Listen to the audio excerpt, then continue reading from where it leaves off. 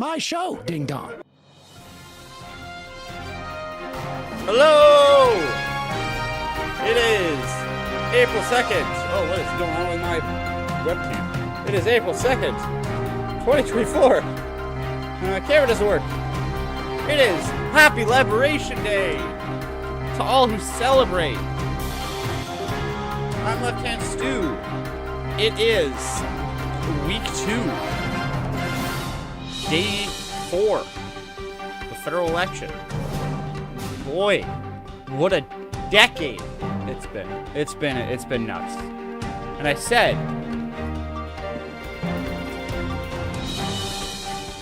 no drinking. But what a week, and it's only Wednesday, Lemon. So I'm loosening the rule a bit. Because the rule really was I just didn't want to be hungover at any point during this election. So I am loosening the rule, and I'm allowing myself to have at least one drink today. How's it going, B. Dugley? Drama, yeah, international drama alert.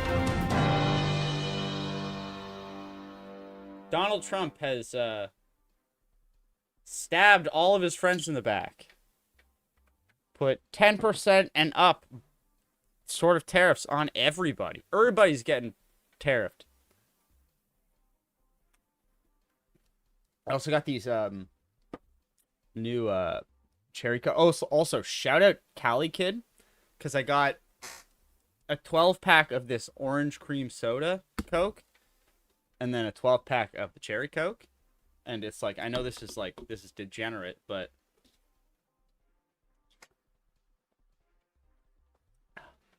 it's such a nice mix. And then, like, I know it's really good rum, but you mix it a little bit with the rum, a little bit of the orange, a little bit of the cherry. A little cherry, orange, rum and Coke. Oh, with the nice rum. Oh my God. Marone. All right.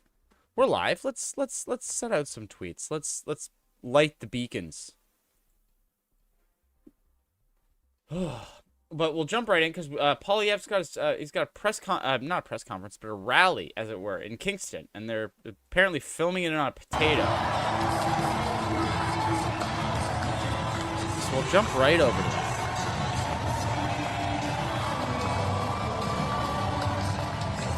So we're about half an hour behind. They had like 9,000 people watching it as of right now.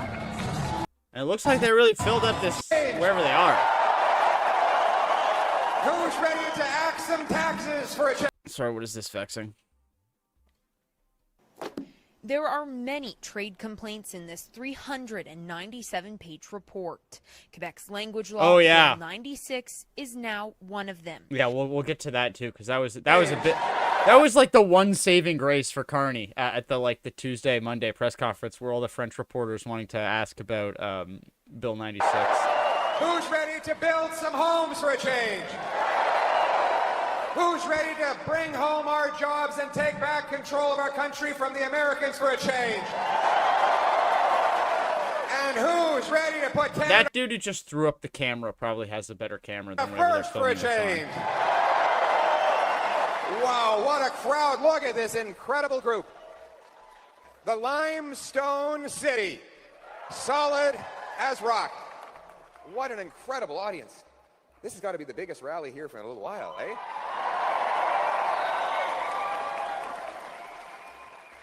Who thinks we should put up a big, beautiful statue in every city in this country honoring John A. Macdonald? Wow. What an incredible place. Any Queens students here? Anybody from Queens? Wow, look at all the young people. Right over here. The youth are with us. I remember when that was... What is this camera? Jeez. I spent a few nights on couches, beating up old couches at Queen's University residence with friends of mine who went there. I don't remember any of them, but they were great days, great memories. And those were days of... What are those TikToks they make where they're like sort of like semi-horror TikToks, and they're all like this? All of us took on a student loan, but we knew that we'd get out and get a job, and before long we'd have a house. A beautiful little place to start out like the one that Anna just described, in a safe neighborhood, surrounded by friendly neighbors. That was the Canadian promise. Remember that promise? where anyone from anywhere could do anything, where hard work got you a great life, on a safe neighborhood in a beautiful I think home, it's just the under our same proud flag. speech That's the promise that every brought so many single millions of time. people from around the world that call Canada home. But after, my friends,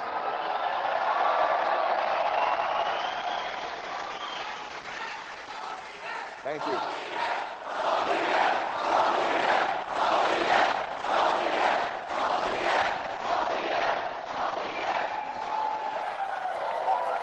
That's the great Canadian promise that brought us all to this country. It's the great Canadian promise that we are going to bring home because, my friends, hope and change are on the way.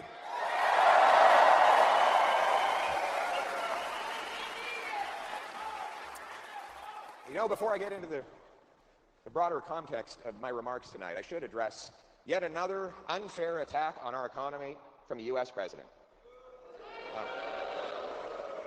In addition to unfair and counterproductive tariffs on our aluminum and steel, now President Trump is going after our auto workers.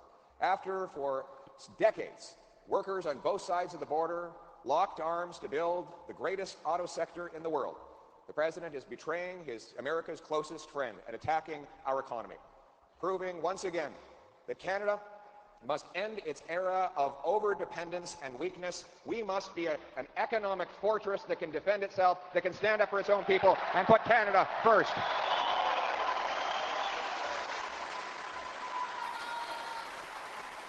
Conservatives will be there for the auto workers, to keep them working, to keep their jobs, to fight through this mess. We will push hard to put an end to these tariffs and get a quick but fair deal that protects our sovereignty, knocks down all the tariffs, and allows us to rebuild our military so that we can be a true sovereign nation.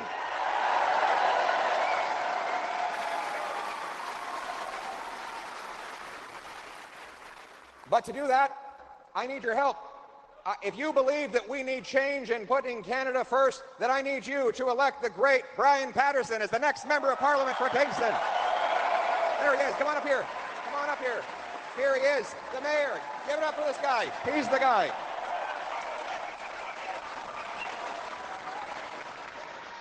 Three-term mayor, known for cutting red tape, keeping costs down, running a tight ship, standing up for his people, always being there. The man who answers the phone and returns his calls and puts the people first. He is someone who will always trying to read through remember this that his article job by is the to logic fight for Kingston in that Ottawa, got not for Ottawa in Kingston. some very weird numbers for how much the parties are spending, and I don't know where they got the numbers from. I think he'd be a lot better than Mark Garrettson. You agree with that? I don't know. I think it's just because he's the parliamentary secretary to Trudeau, and I guess to the prime minister. But when Trudeau is the prime minister, he would literally say Poilievre to try really and win loves the favor of riffing on Justin this Trudeau. dude. Defended doubling housing costs, the rampant crime on our streets, decriminalization of crack heroin, cutbacks to our military, disrespect of our Like, I know veterans, he's doing it because blocking he's in pipelines and shutting Kingston, down but like, our economic if he gave him a independence. chance, He he'd defended do it it in all so that he fucking could get a seat at the cabinet table, Nunavut. and it never happened. He reminds me a little bit of the politician who is desperate to get in the Senate in the era of John A. Yeah, have a seat, relax, stay a while, take a load off. You know, this politician, a lot like Mark Garrettson, showed up. He wanted to be in the Senate, and so he showed up at a funeral for a senator who had just passed, and he walked up to John A. MacDonald, and he said, "I'd like to take that man's place." And MacDonald said, "It's too late. They already nailed the coffin shut." Oh, if you don't laugh, you cry, right? You know, this city is no a respect, place. They call it no the Limestone respect. City, because it's literally made of limestone, the most beautiful limestone structures anywhere in the world. Great Fort Henry, not far away, a real fortress and a symbol to resistance against potential American aggression, isn't it? It's a reminder that we are a peaceful, friendly, kind people, but never mistake our kindness for weakness. We stand up for ourselves and we put our country first.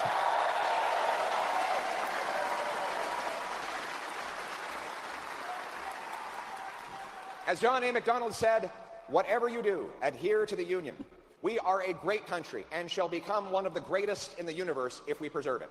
And so we must work every day and in every way, not just to preserve the country that we have, but to the promise that it has made to each and every one of us." That's the two-way street that the Canadian promise represents. Yes, you get the promise made to you that hard work will get you a great life, and that you can do anything you want. But in exchange, you have to stand up and fight to make sure that promise is available to everyone else. The promise was made to me when I was born to a 16-year-old single mom who put me up for adoption to 2 school teachers. And they taught me that it didn't matter where I started, I could climb to the tops of the tallest peaks if I worked hard at it. It's the same promise made to my wife when she came here as a refugee.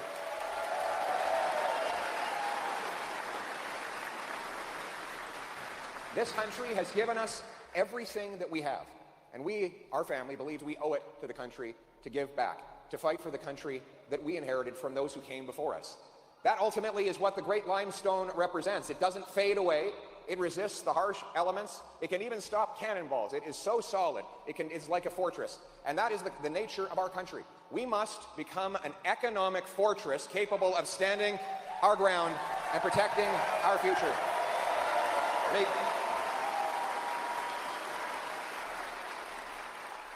Après la décennie perdue des libéraux, le Canada coûte plus cher, on est plus pauvre et plus dépendant sur les Américains. Les libéraux ne méritent pas un 4e mandat. Il nous faut un nouveau gouvernement pour mettre le Canada d'abord, un gouvernement qui va faire changement et un gouvernement qui va ramener nos emplois ici pour qu'on puisse se tenir debout face à Donald Trump. Nous devrions être un pays fort, un pays uni, et nous allons l'être.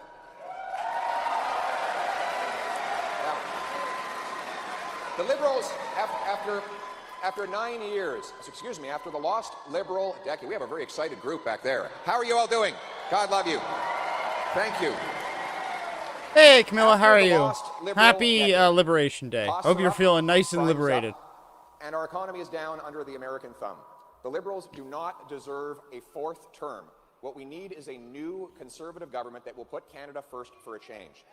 But that is the choice in this for a change. But that is the choice. That's 1080p. In order to distract That's the highest the Liberals have pulled a fast one. it'll go. They've replaced Justin Trudeau with his economic advisor and hand-picked successor. He has all the same. Oh, breaking news. We have breaking. It's 7:47. Senate passes resolution to counter Trump's tariffs on Canada as some Republicans rebuke the president's plans. Liberal advisors, well, the same liberal ministers, the same liberal MPs. That was short-lived. The same liberal promises. The only difference is that Mr. Carney is even weaker and more conflicted than the Justin Trudeau who came before him.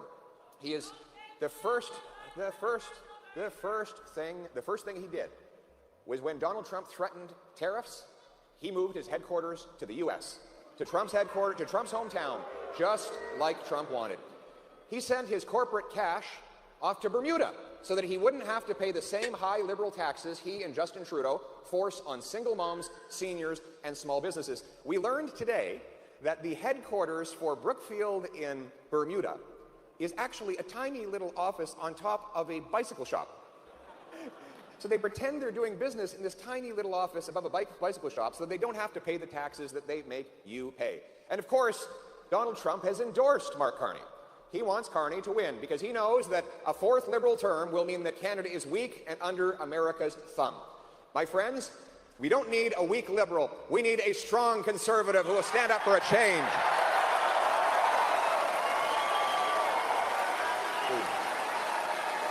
Weird that he doesn't like it's a slightly different speech. Thank you.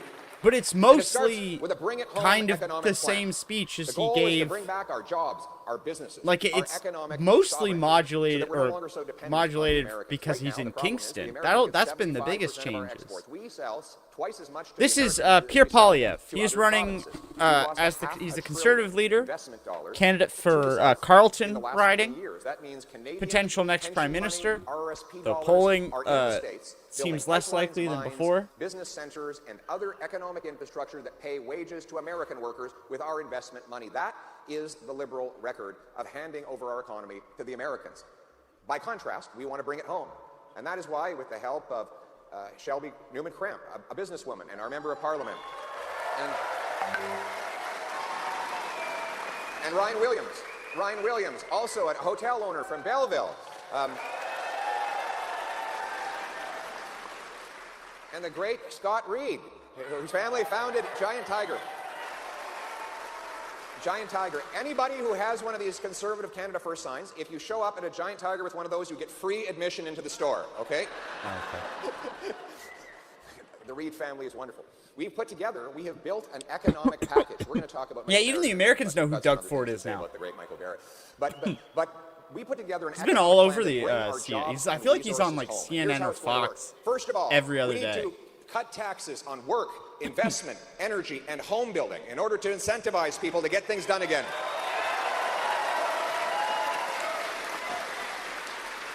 So let's start with income tax. What is income tax? It's the fine you pay for the crime of working hard. You get out of bed in the morning, you put in long hours, and the more you work, the more pain you suffer. You know, the beatings will continue until morale improves, as they said in one movie once. There's a great meme of a kid in a park with his dad, and the kid's bawling his eyes out after having asked, what is an income tax form? And dad says, well, it's just like your report card at school, except the opposite. The harder you work, the more you get punished. And so we wonder why a lot of people choose not to take that extra shift, work that extra hour, get that bonus or promotion. We want this to be a country that rewards hard work again. And that is why we will cut income taxes by 15% for a change.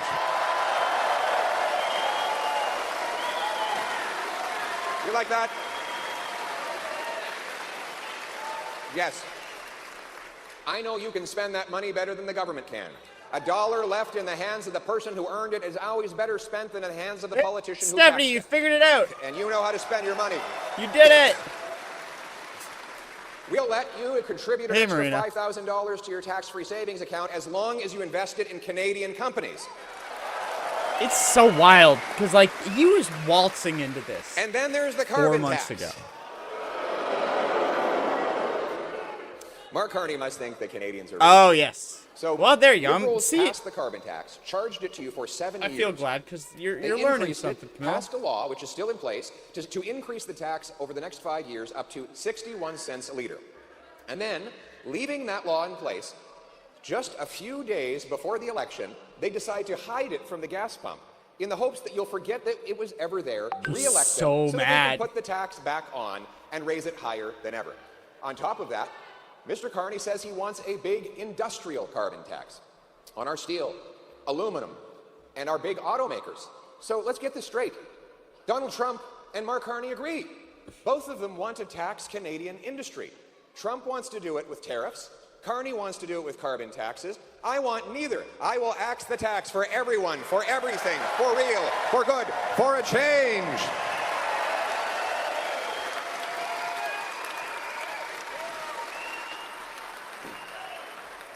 We are facing the wildest election of our inflation lifetime tax. when the very sovereignty of Canada is an issue, and we have political parties competing over which niche tax cut is best. Yeah, and making jokes about international bounties.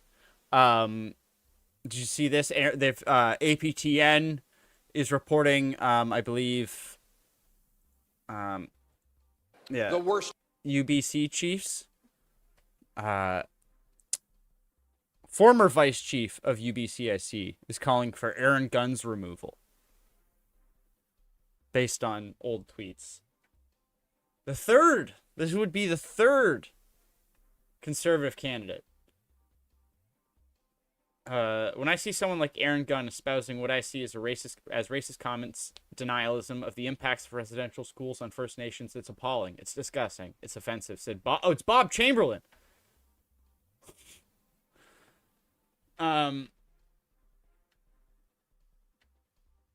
Chamberlain, who is also a one-time federal candidate of the NDP, and said Poilievre needs to say whether he supports his candidate.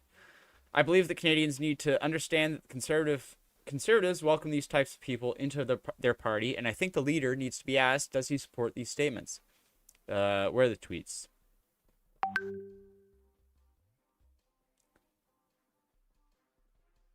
Oh, here they are. There was no genocide. Stop lying to people and read a book. The Holocaust was...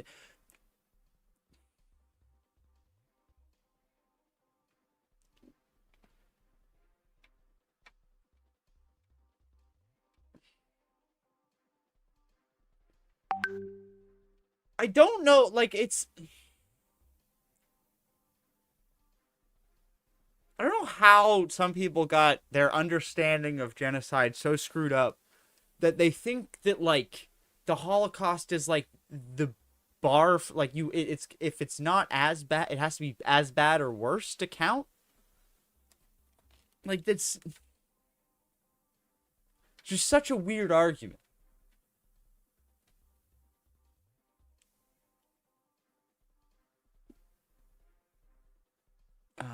I understand that people have a misinformed view of history, which they have reached following a steady and persistent attempt to discredit Canada's past in order to undermine its institutions and future.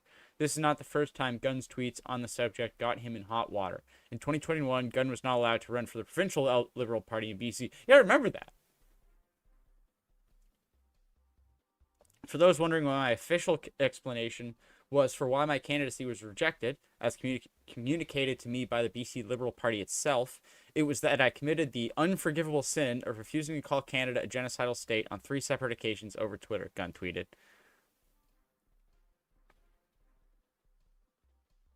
Yeah. It's,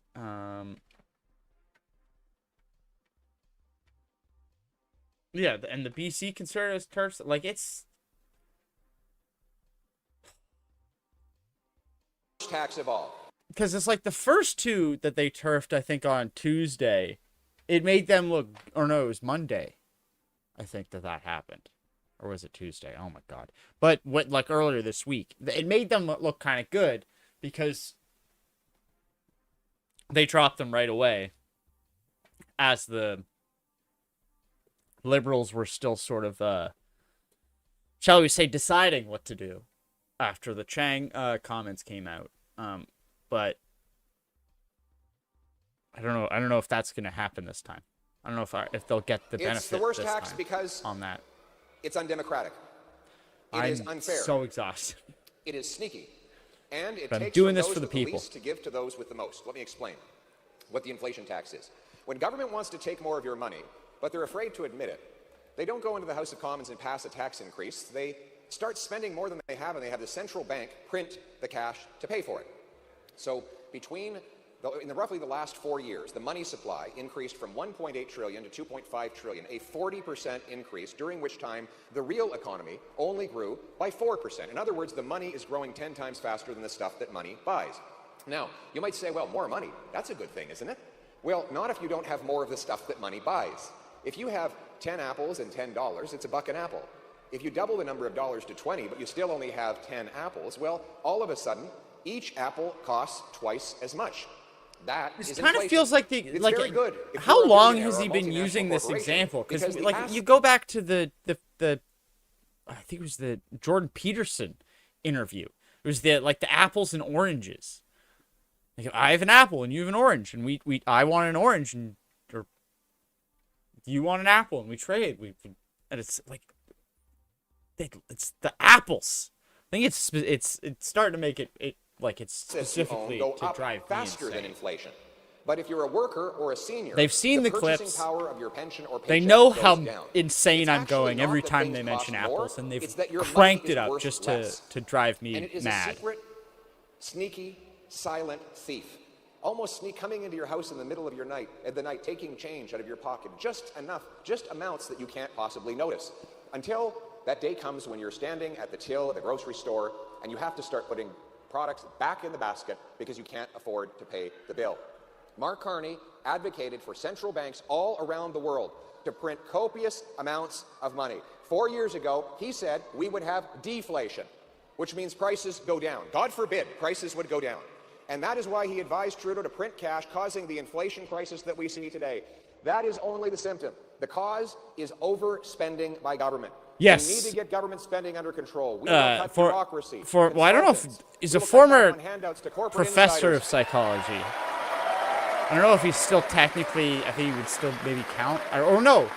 Yeah, I think he was kicked out of the college of psychiatry. So I don't even know if global bureaucracy. I think he might actually truly be a former psychologist at this point. And we will pass a dollar-for-dollar law requiring we find $1 of savings for every new dollar of spending. Single moms, small businesses, and seniors make those trade-offs every day. You've been pinching your pennies long enough. It's time for the government to start pinching its pennies too.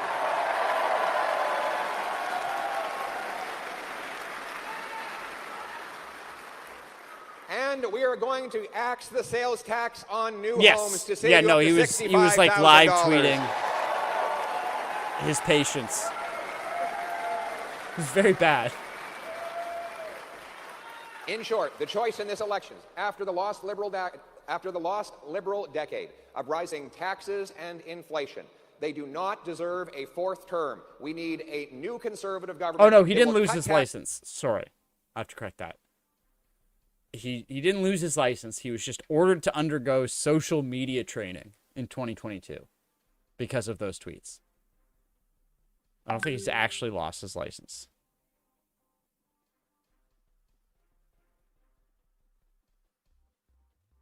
He has been challenging the order in court, and I think it was dismissed in early January.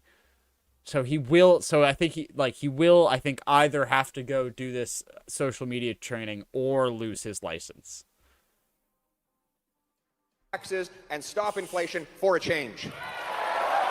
He's like for any reason. Imagine being like, what is he in his 60s and having to I got a do question for you. How are social house prices media here in training? Kingston? How's the rent? You can find an affordable place after. Oh, that Honestly, can't I'd be true. like, The you'll Liberals have to kill promised me. affordable housing. You'd have to kill me. Oh, you must be hallucinating. The Liberals said no, but the Liberals said that housing would be affordable if you just put them in power for 10 years. Now they say if you just give them a fourth term, they'll make it affordable. Anybody believe them? So this is what happened. Liberals drove up housing costs with out-of-control money printing and immigration to drive up demand, while they funded bureaucracy that blocked home building, that suppressed supply. You have vastly more demand, you have no more supply, you have much higher prices. And that is how we got into this mess during the lost Liberal decade. To respond to it, they started creating new government programs. They said if we just had bigger bureaucracies in Ottawa, that somehow housing would become more affordable for the people in Kingston and Calgary and everywhere else. Well, surprise, bureaucrats don't build homes. We need people who actually build houses, not building bureaucratic office spaces in Ottawa. Well, what is Mr. Carney proposing now? Get this, the exact same thing as Justin Trudeau on housing, but on steroids. He wants a $35 billion government home building corporation that will, what he says, build prefab homes with no parking spots. Because, of course, they don't want you to drive. Who would you first assign social media training, Camilla? You'll own nothing and be If you happy. could just So if you elect the Liberals, the hope is that one day unilaterally they'll make send. We're back. Well,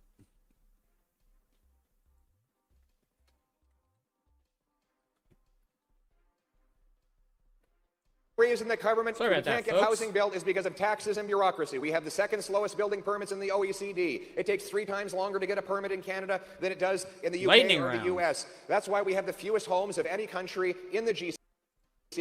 Oh, even we though are we have by far the 1.25 most steep, land but- to build on. To change it, we need strong national leadership to get rid of the sales tax on new homes, incentivize municipalities to speed up permits, free up land, and cut development charges.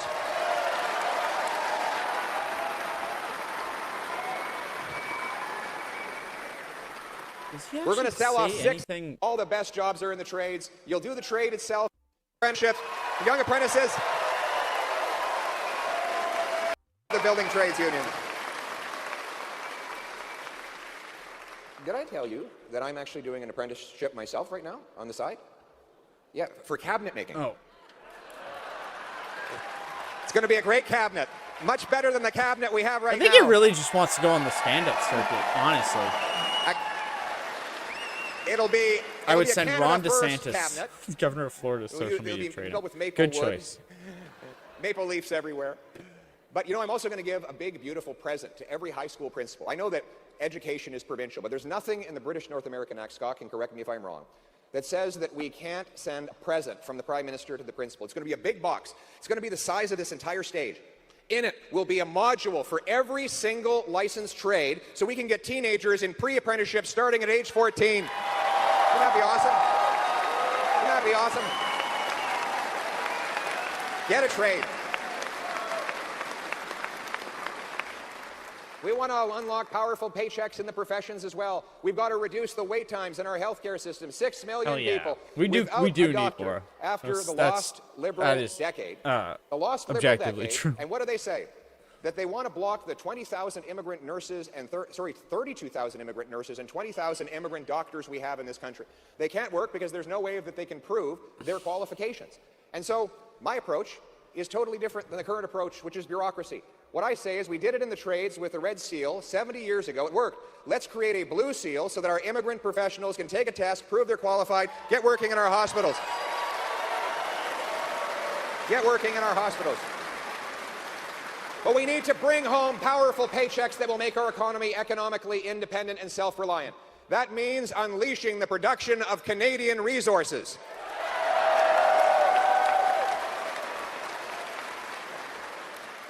Liberals are waging war on our energy sector.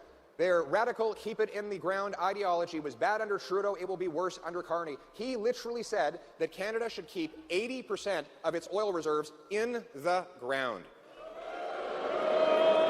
That means that the oil production will all go to the United States, Saudi Arabia, Venezuela, and many other hostile dictatorships will get richer and richer, while Canadians get poorer and poorer. So he's doing the Venezuelan dirty dictator, oil. Pacific Coast, north around America. Now, because we give 100% of our natural gas to the Americans for $4, while it goes for $15 in Europe. Mark to Donald Trump. Because honestly, if you've watched this, my stream at any point, no you've seen new pipelines this law rally before. C-69 if he is reelected. Is in place, we will not build a city able to break free from our American dependence. Our resources and this is the beauty of this in Canada. Being like having a delay is I can just scan through it to see if he says anything new. We will repeal the energy companies have come forward with 5 clear demands. 1, they need us to repeal. 3, they see us, let's scrap the cap and produce more energy here in Canada. They say that we need to get rid of the industrial carbon tax. I've said yes to that. And they say we need to partner with First Nations to allow them to invest in, profit from, and gain paychecks through new resource projects. I say yes to that too. My friends, we are going to unlock Canada as an energy superpower under a Canada First government. We're going to have these, they're called shovel-ready zones. We will look at areas that are perfectly shovel-ready zones, okay. Started. Canadian Ring of Fire at some point. American energy mines and building roads up to the Is that Ontario Ring of Fire? Ring of Fire. There it is. Unlock paychecks that will support them and on the Americans for anything. These are T-Rex, how's it going? Sell all around, bringing liberal decade. Are we going to elect them to a 4th term to make us weak, to keep our resources in the ground, and make us dependent on the Americans? Or are we going to put Canada first for a change by unlocking our resources and becoming strong and independent? Bring it home.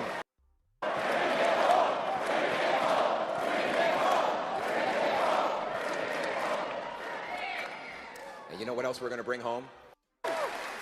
We will stop the crime for a change. After crime Stop only cream. Crime up 250%. Crimes against overdoses. We don't have a lot of criminals in Canada. Number of criminals. And there's just gonna be the one guy doing all the crimes again. But they're continually released on the streets. It's the same because it's like give me all your money. Stephanie, imagine how I feel. I've watched almost every one of these rallies, and it's the same speech. Give me all my money. Oh wait, did he just? Wait, he just did the Justin Trudeau. Yeah. Give me all your money. Justin Trudeau mugger. Wait a second. You know who I am? I'm Justin Trudeau. And the criminal said, "Well, in that case, give me all my money." Joking aside, we know what the problem is. In Vancouver, they had to arrest the same 40 offenders. All right. You basically have to be doing crime all day, every day. And then he's going to talk about dudes who play every second day. Grand Theft These Auto. guys don't have benefits. They're not unionized. They do get room and board. I guess I'm the only one, and like the rest of the press, who has to watch all of these, so it doesn't really matter. But that's what we need to change. This is as a result of throw something in for the fans, Polyev. And so we're going to repeal Give us some new and material. bring in jail, not bail, for repeat violent offenders. The most dangerous offenders and the most prolific car thieves even when they're convicted, don't actually go to jail. They go home to watch Netflix. Grand Theft Auto. You know, right now, if you steal 100 cars, you get house arrest. You can go play watch Grand Netflix, Theft Auto. Or you can play Grand Theft Auto in your living room. Of government. And we will repeal C-83, the law that allows... That wouldn't even be fair. I could probably re-dictate this speech from memory. His country. What about all the... It's not even a drinking game. I just have it memorized. Something about that. 80% of gun crime is done with illegal American guns smuggled through our porous borders. 99% of shipping containers go uninspected. Much of our border is unguarded. In fact, CBSA is not even allowed to guard spots between official points of entry, and so the guns come straight in. When I'm Prime Minister, we're going to put Canada first for a change with 2,000 more CBSA border crossers and stolen cars. Yeah, I want to steal cars and play Grand Theft Auto. Against law-abiding. Called. You never seen truckers who have those big, like, far and wide. virtual rigs at home because they just love their job so much that they want to do it as a hobby? After our hunters, we know that Grandpa Joe's is not shooting up downtown Toronto with his hunting rifle. A few. It's real criminals. I want to protect Canadians they're the only from things criminals. keep me Why do going. the Liberals want to protect turkeys from hunters? Maybe we need to protect Canadians from turkeys. I don't know. But we're going to protect the licensed, law-abiding, trained and tested hunters and sport shooters who follow the law. And we're also going to protect our youth against the murderous scourge of opioids.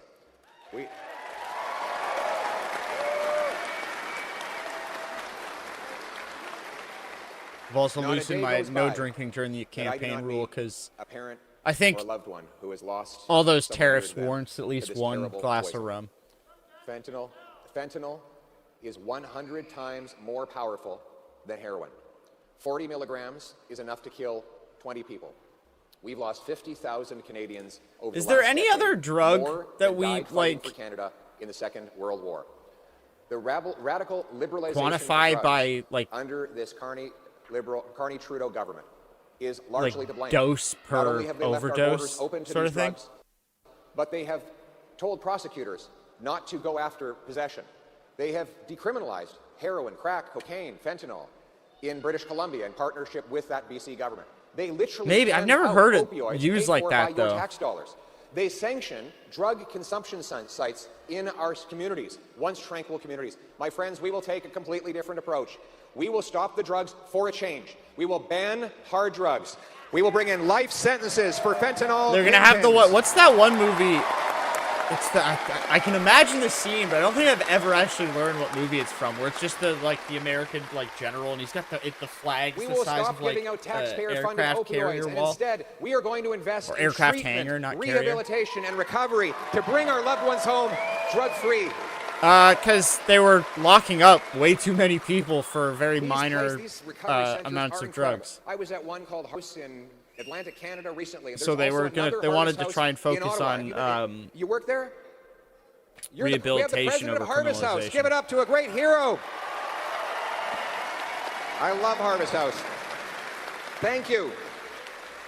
If you're looking for a great charity to support Harvest House. They took over an abandoned schoolhouse. They bring men with addictions to come and live there for 90 days, 100 days, 365 days. Getting some They calm. cleanse Oh, their Patton. souls, Yeah, okay, they well, heal that their makes bodies, sense. They break the addiction. They provide counseling, detox, group I was gonna therapy, say, the dude physical I'm imagining exercise, does look job like preparation. Patton. They get them off into homes. They reconnect them with their families. They remind us all that hope is always possible, that redemption is just around the corner. If you're out there, have hope.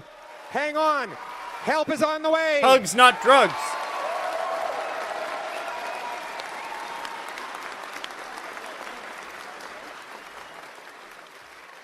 We're going to put our country first again by supporting our great men and women in uniform of the Canadian Armed Forces.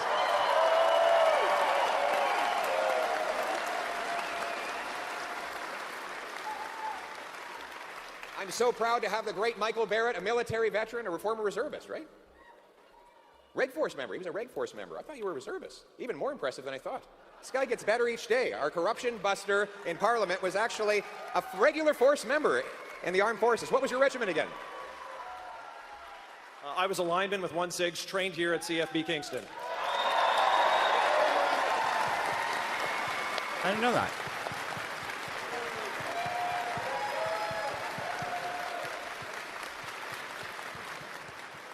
You'll never meet a greater Canadian than Michael Barrett, who's still fighting for his country today. And every day, in every way, he reminds me on Parliament Hill that we need to rebuild our armed forces, and we will.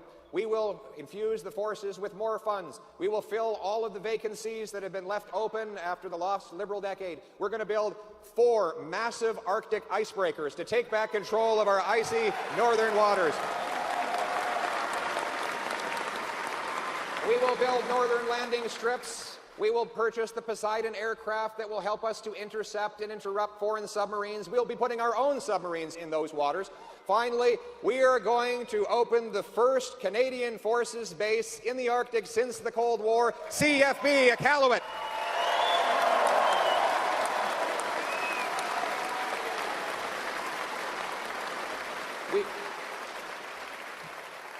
And our soldiers, sailors, and airmen will be driven by a warrior culture, not a woke culture.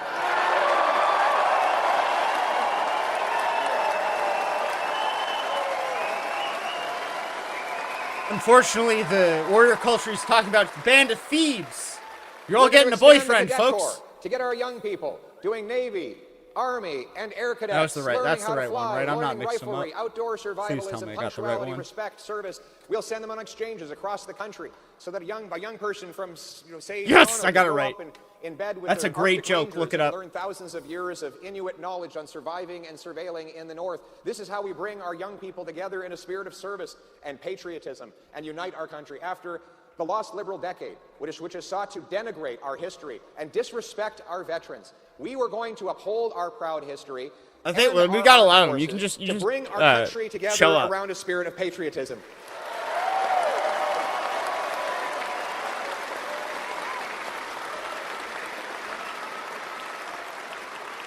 We will reject the Century Initiative, which seeks to nearly triple our population to 100 million people in Canada.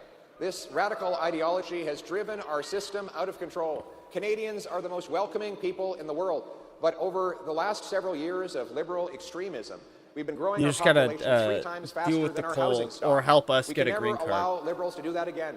But Mark Carney's top advisor. Oh yeah, I should say I am watching this at 1.25 because I'm like 30 minutes behind. So he is talking very fast because I'm watching it sped up. Mark Wiseman continues to push this. Yeah, now he's a Canadian husband. Which is, again, another top-down scheme that is good for the large multinational corporations who want to drive down wages by bringing in a surplus of workers to take jobs away from our people. We're not going to let that happen. We're going to get back to a common-sense immigration system that brings in people who can fill jobs that Canadians can't do, who can integrate into our country, can enjoy great success, but we will never allow our population to grow faster than our housing, our healthcare, and our job market. And he already kind of talks a little bit rapidly, so makes when he gets up to a pace, he really gets going. Our country first. I will ban all of my ministers and MPs from any involvement in the World Economic Forum. He's still going on the World Economic Forum stuff.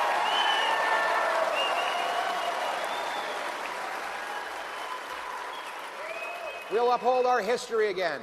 We will rebuild our statues and our monuments. In fact, we will put the famous 5 Terry Fox, it's real our soldiers, cold up the here. Founders of our country, back in the Canadian passport.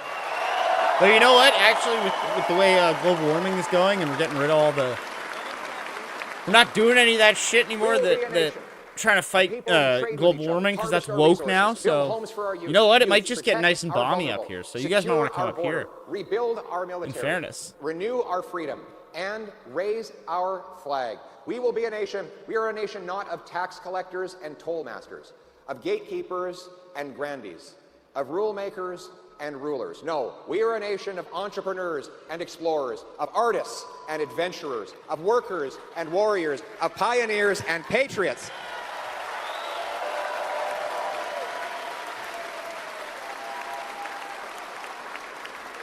What binds us together is the Canadian promise. that anyone from anywhere can achieve anything. That when you get knocked down, there's someone there to help you back up, that you can get on your feet and have a brighter future. That change is around the corner for the people suffering out there. And so I say to that 35-year-old couple desperate to own a home and have kids, but slowly giving up hope, don't give up hope. Change is on the way.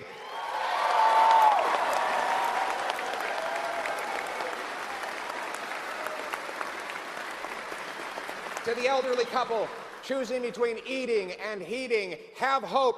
Change and help are on the way for you too. To the family of a loved one afflicted by addiction, hang in there. We're going to fight for your child. We're going to get them back looks on like their conservatives feet, are stand by their man and Aaron Change Gunn. is on the way for your daughter too. We will uphold the Canadian promise so that hard work gets you a beautiful house on a safe street under our proud flag. Canada first. Let's bring it home. Oh, he was very smart to undo that button. That was a canny move, because you never want to do that, because if the button is done up, that always looks so dumb.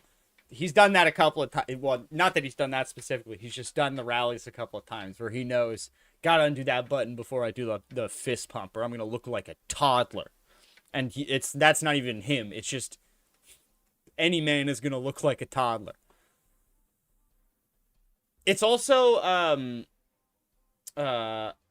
where is it from?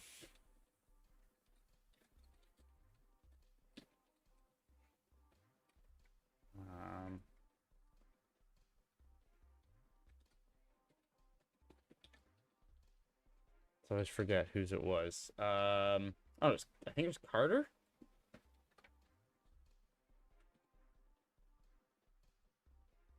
Yeah, there it is. Jimmy Carter, Wander Mondale, leaders for a change. Yeah, I thought we all put ourselves together. But you know who else was there? The pleb reporter. Make me the governor general. I'll take that. Because the governor general does nothing, and I'm a lazy person. That would be perfect. On the media right. And I get to decide when the election gets called. I'm down. Let's go. Mark Gerritsen, yeah.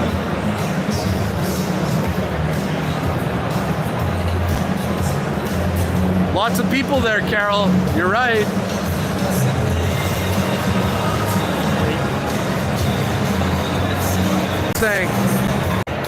Thanks for the super chat, man. Pleb's a G. Yeah, a G. G. What is this building? Come to Alberta. Like, is it just like an empty warehouse? Like, what is it normally for? It's the question. Yes. Let's go. Yes. Like live commentary the whole thing. Like.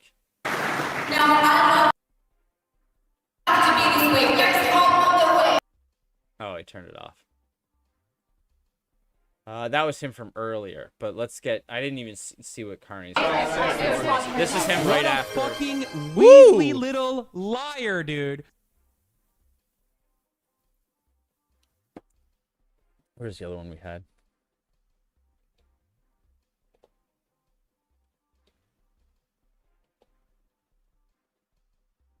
Our newest edition. No. Oi, go. Oi, more passion, more passion, more passion, more energy, more energy, more footwork, more footwork, more footwork, more passion. Oi, go. Oi, more passion, more passion, more passion. Je vais prononcer quelques mots. Actually, we'll go through some of the tariff stuff first. Bookmarks.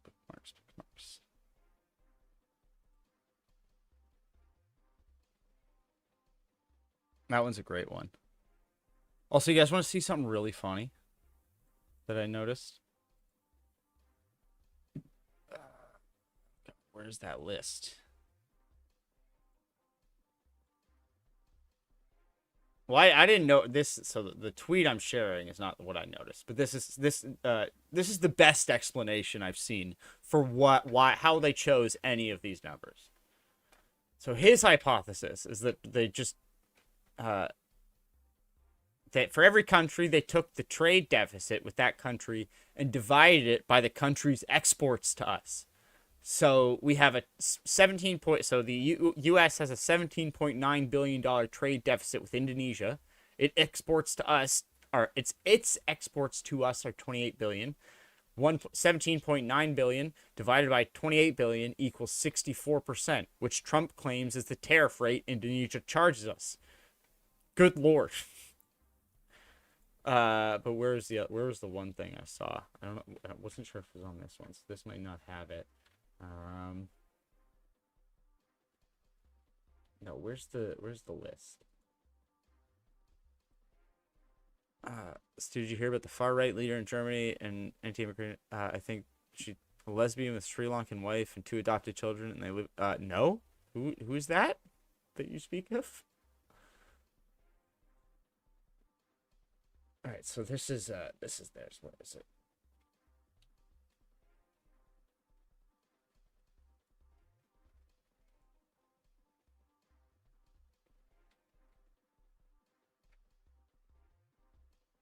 Come on. How did they just do it to, oh, I guess they really did do it to every single goddamn country.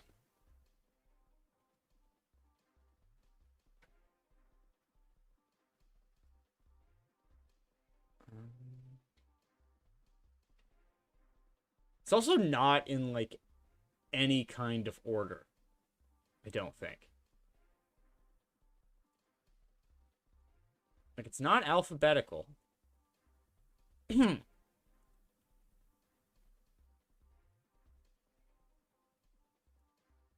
Why can't I find it?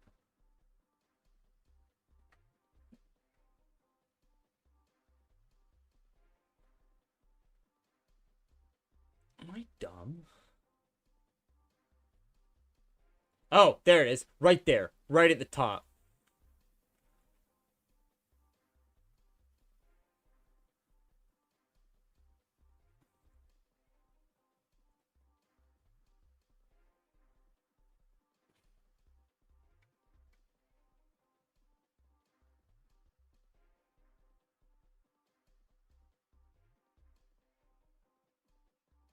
The hell is that? Where is it?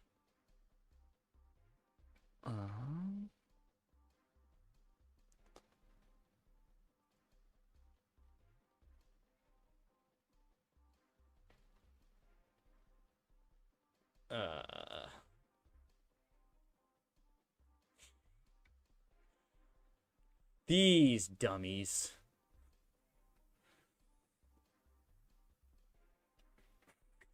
%32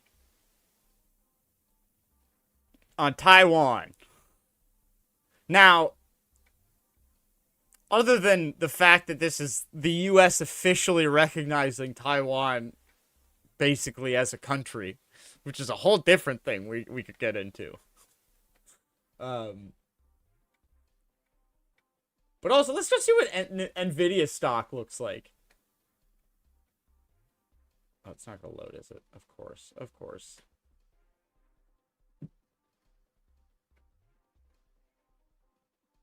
Oh, 4 o'clock. I wonder what happened at 4. And it's up. It's 2:24. It's going up. Oh, it's going up. Oh, it's good. Guys, a little down. At 2:24. Oh, no. Oh, no. That's not good. Oh, no. Oh, no. Oh, no. Oh, no. Oh, no.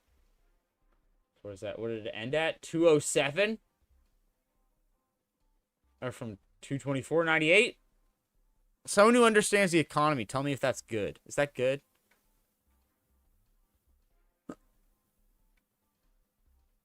Yeah, like, where was the other one I saw? Like,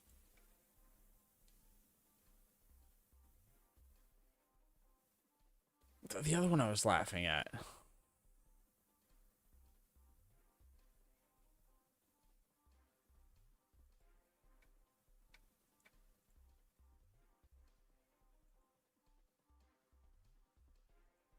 Yeah, here. I don't know if this one's real. If this is fake, this might it would actually make more sense if this were fake. But it's like,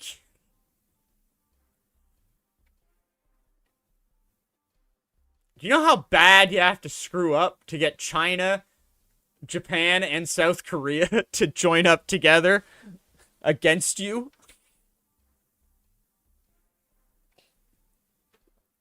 Yeah, you know how much Switch is like. No one's getting a Switch. No one's gonna be able to afford a Switch now. It's gonna be like, just cancel that bad boy now.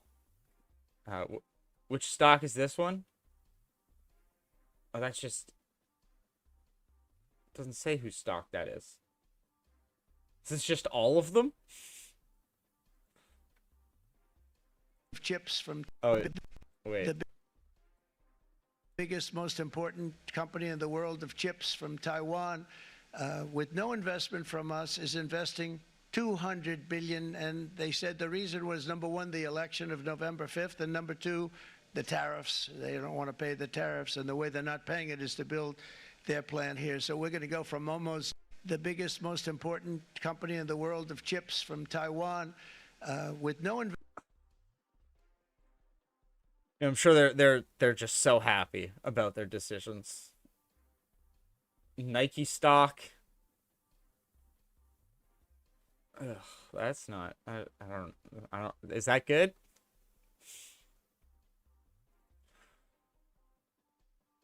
Although apparently Canada's getting off basically, well, not scot-free, but like it could have been so much worse. Because I think it's like, if we can, he's like, if we can work out the like border and fentanyl stuff, maybe we'll negotiate it down to 12. Like, is Mexico doing anything in response? So, I'm not sure yet. I haven't checked. President Trump has just announced a series of measures that's a good are question. going to fundamentally change the international trading system.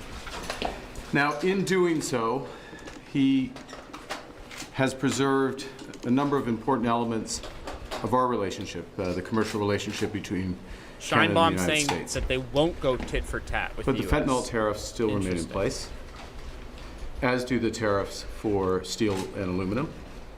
As of this evening, the tariffs on automobiles will enter into force, and the U.S. has signaled that there will be additional tariffs in so-called strategic sectors, pharmaceuticals, lumber, and semiconductors.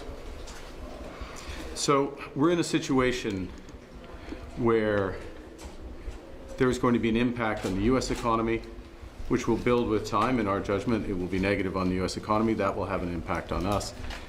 But the series of measures will... fourth candidate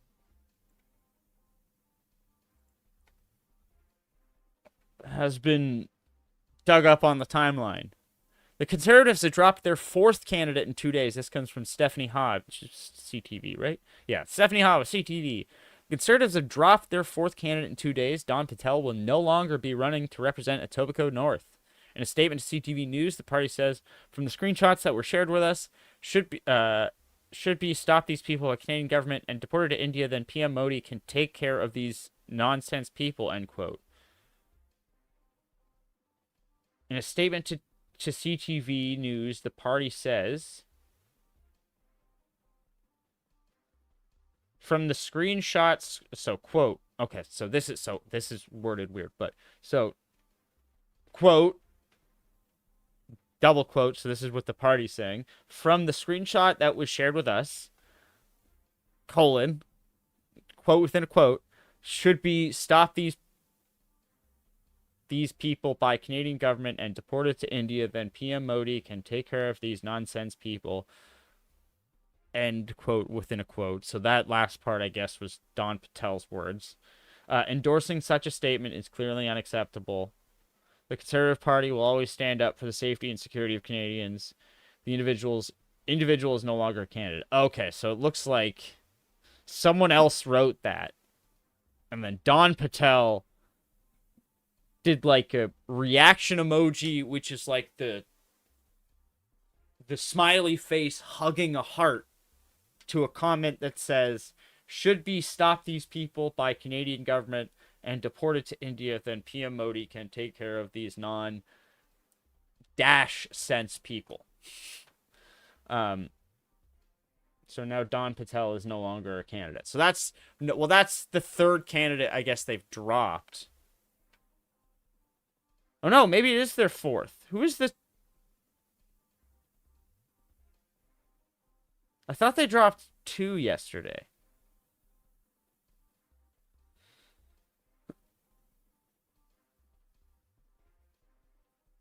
So Poilievre will not be responding to the Trump tariffs tonight.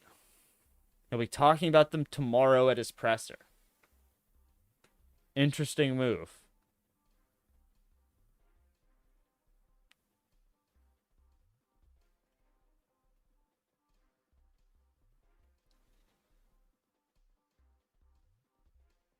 It's like he could...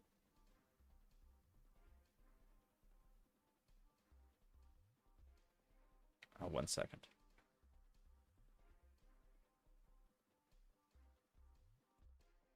Will directly affect millions of Canadians.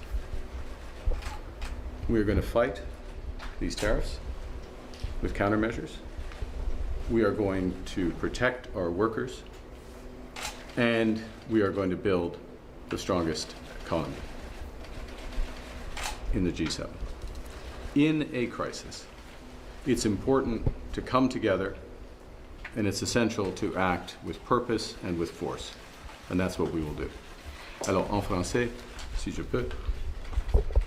Monsieur le Président Trump, il vient d'annoncer une série de mesures qui seront changées le système du commerce international dans une manière fondamentale. On fait cela. Il a préservé quelques grands aspects de les relations canado-américaines, très importants. Mais en même temps, les tarifs injustifiés contre l'acier et l'aluminium restent en place. Et ce soir, les tarifs dans le secteur automobile vont être mis en vigueur. Et l'administration américaine a souligné qu'il y aura des tarifs dans les secteurs stratégiques, c'est un terme américain, pour les secteurs de bois, le secteur des semi-conducteurs et puis des produits pharmaceutiques.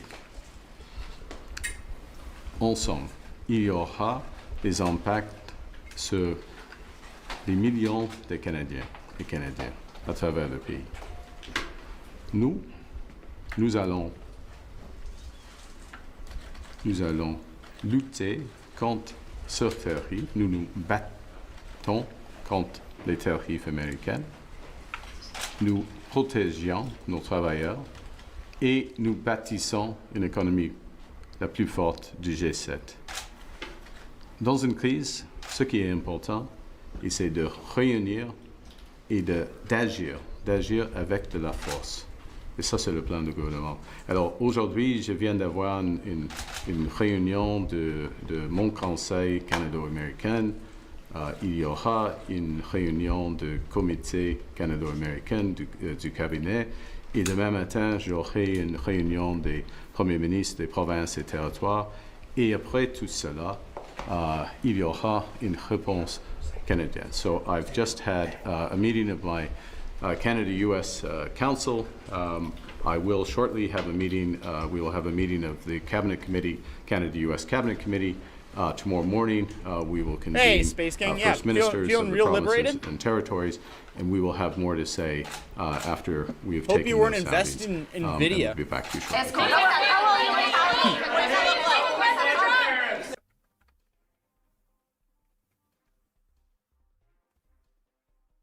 Why don't we just stop here? Donald Trump is going to. That was my favorite, where they're just like, we're just gonna. He's doing old man yells at a cloud shtick, so let's just cut away. Hey, Randy's, how's it going? I keep talking, but I think for the moment, Canada may have heard what it needed to hear. That was the Rose. Yeah, there was a really funny part where he was holding up the chart, and I think every journalist in Canada started, probably in many other countries too, started freaking out because you couldn't see the whole list. And we didn't, at that time, no one knew it was like 6 pages long.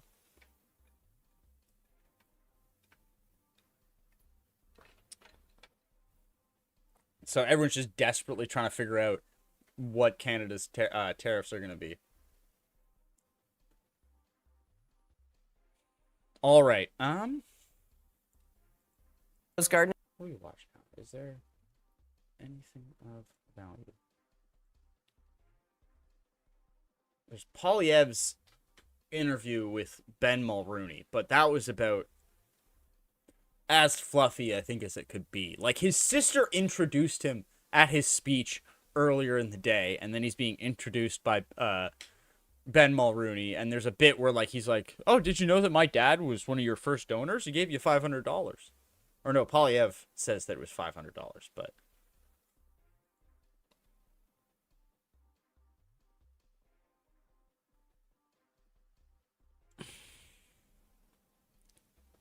what else did we have on the docket?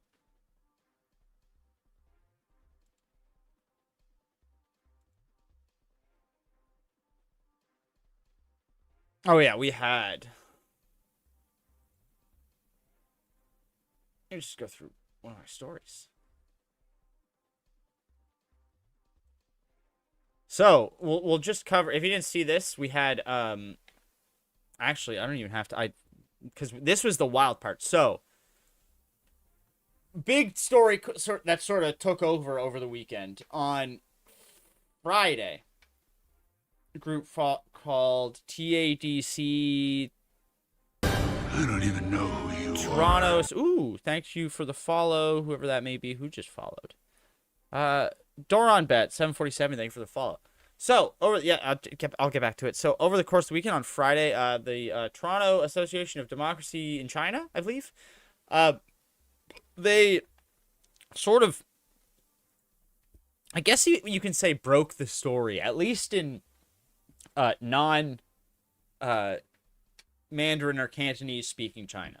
So, this, what they broke was that in January, then Liberal MP and Parliamentary Secretary to Immigration and Refugees was at a, their words, ethnic media conference, where that's one of those where it's like, if that's the term we're all using for it, I'll do it too, but are we sure? So it was all, I guess, Mandarin, Chinese language media, and he was doing some sort of press conference, and the phrase he used, we'll go to, I'll see if I can find it. He said to everyone here, or no, this was the quote as it was translated on Friday. So as of publication, this was all we had, was the translated quote from the original. I think it was Ming Pao was the name of the original outlet that reported it. That only, like, they reported, I think, in January, and only on Friday was it sort of translated and reported in English. So the quote was, to everyone here, you can claim the $1 million bounty if you bring him to Toronto's Chinese consulate. Chang reportedly told a room full of Chinese language journalists earlier this year. He was speaking about a man named Joe Tay, who was at the time the Conservatives candidate in Markham Unionville. He was also former a resident of Hong Kong. He has a YouTube channel where he's highly critical of Hong Kong's government, as it's increasingly being controlled by Beijing. Talk about human rights and stuff. So he's been targeted for that. The Hong Kong police have accused him of violating China's national security laws. They've put out a $1 million Hong Kong dollars bounty, which is $183,000 Canadian. They issued that they issued that in December, so like a month before. So the weird thing about this, one of the things I was speaking to Chuan, who is he's the co-chair of Toronto Association for Democracy in China. So he was the gentleman who originally, I guess, broke this story into English Canada. As he broke the language firewall. The point he was making there is that, like, so much stuff of this happens not in English. And because it's not happening in English, most of Canada either doesn't care or will never know about it just because they don't speak the language. So he's like, so the ironic thing about that is like on, I think this morning or late last night,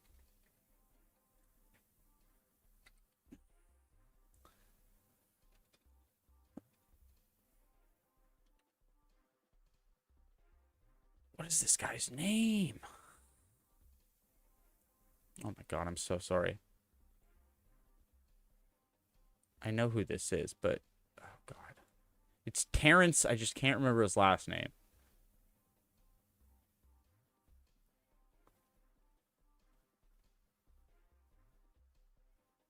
Where are you? I know one of these guys retweeted it. Oh my God. Oh, here it is. Oi, go. Oi, more passion, more passion, more passion.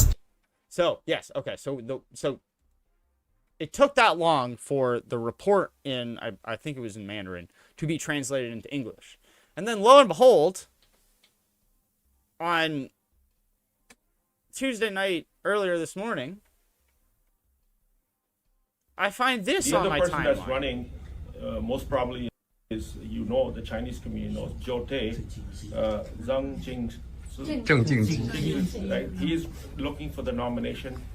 The Chinese media knows him. He was in the media business in Hong Kong, and here in Canada, he's a radio host, or I don't know, for Singtel Media or Fairchild, he was a media person. So that's all he did all his life.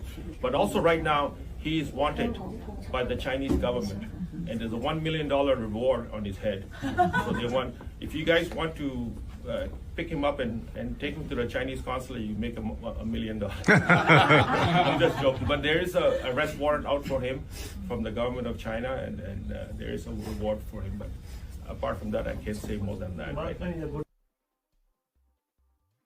It's like, the other person. Don't say that. So that caused a lot of uproar over the weekend. And then on Monday,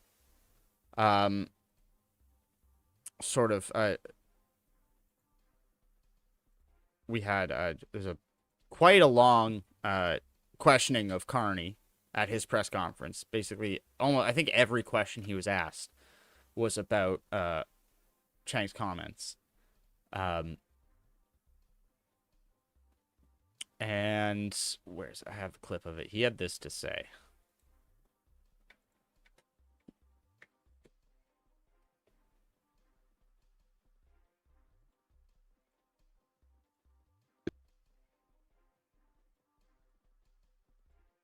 This is a person of integrity who served this community, his community, as a senior police officer for, as I said, more than a quarter century.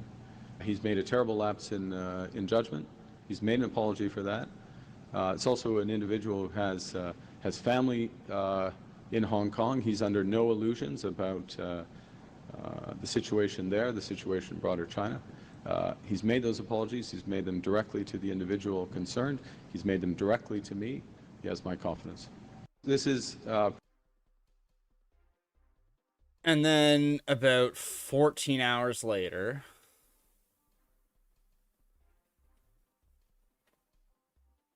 so much has happened.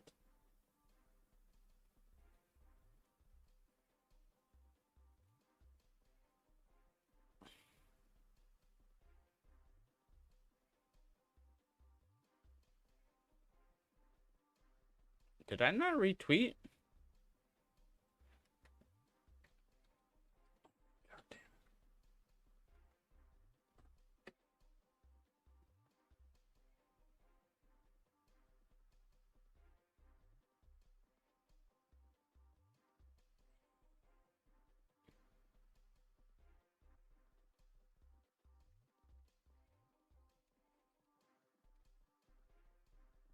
Well, that's annoying.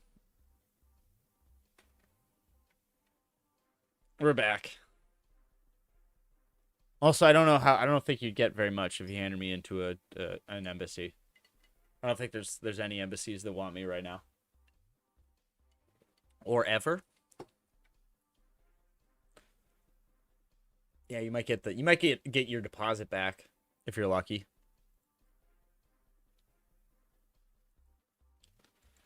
All right, so yeah, this was his statement resigning at 11:55 p.m. on Monday night. The past 3.5 years has been the greatest honor of my life to serve the people of Markham Unionville as their member of parliament. Every single day I serve with integrity and work to deliver results for the people of my community. I am proud of what we have achieved together, and I remain deeply grateful for the trust placed in me. This is a uniquely important election with so much at stake for Canadians. As the Prime Minister and Team Canada work to stand up to President Trump and protect our economy, I do not want there to be distractions in this critical moment. That's why I'm standing aside as our 2025 candidate in our community of Markham Unionville. I want to thank my family for their support and our community for standing with me as we have worked to build a better future for over 3 decades. I have served my community with my fullest commitment to keeping people safe and protecting our country's values, and I always will. And that's the thing where it's like, as someone who covers this and talks to just people like represented diaspora community and who is talking to them a lot Friday afternoon, over the weekend, and on Monday, they didn't care if it was a joke. It's sort of like it has the air of won't someone rid me of this meddlesome conservative dissident sort of thing, where it's like, sure, you may have said I'm just joking in the end, but what if someone had listened?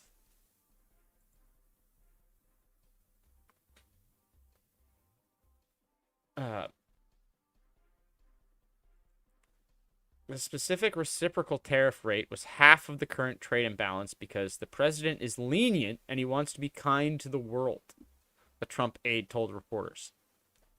The numbers for tariffs by country have been calculated by the Council of Economic Advisors, based on the concept that the trade deficit that we have with any given country is the sum of all trade practices, the sum of all cheating.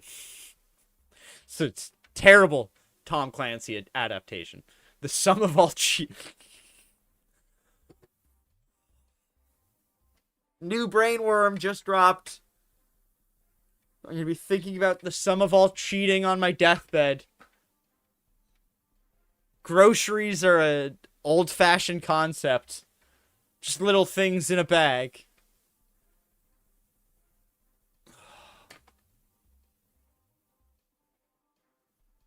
More U.S. debt abroad than within America. They already cut the flow of U.S. debt off to... I don't think that's true. I think the U.S. owns the majority of its debt. Didn't we already have this debate? A White House official said, the sum of all cheating. I can't get over that.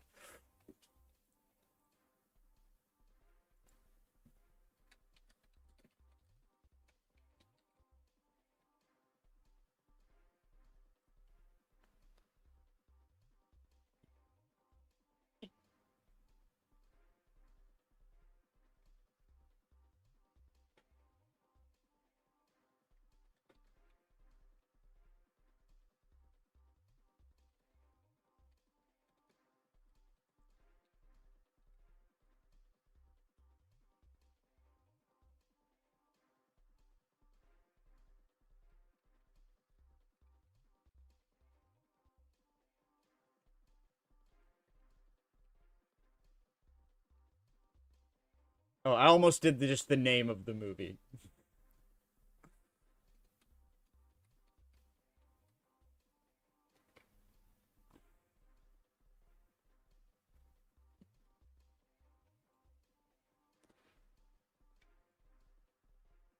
That wouldn't have been funny. God. He's just a wordsmith. You gotta love him sometimes. Just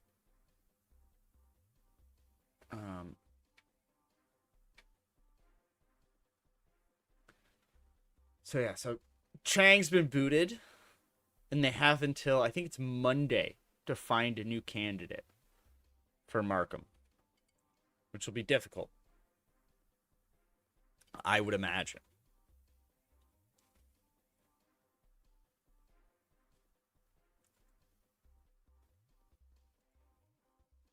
And then what was the other one? Oh yeah, the Carney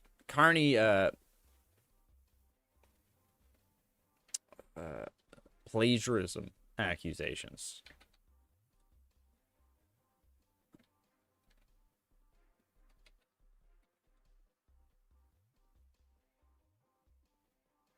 Carney faces plagiarism accusations for 1995 Oxford doctoral thesis. Carney's doctorate in economics for Oxford shows 10 instances of apparent plagiarism, according to academics who reviewed the material.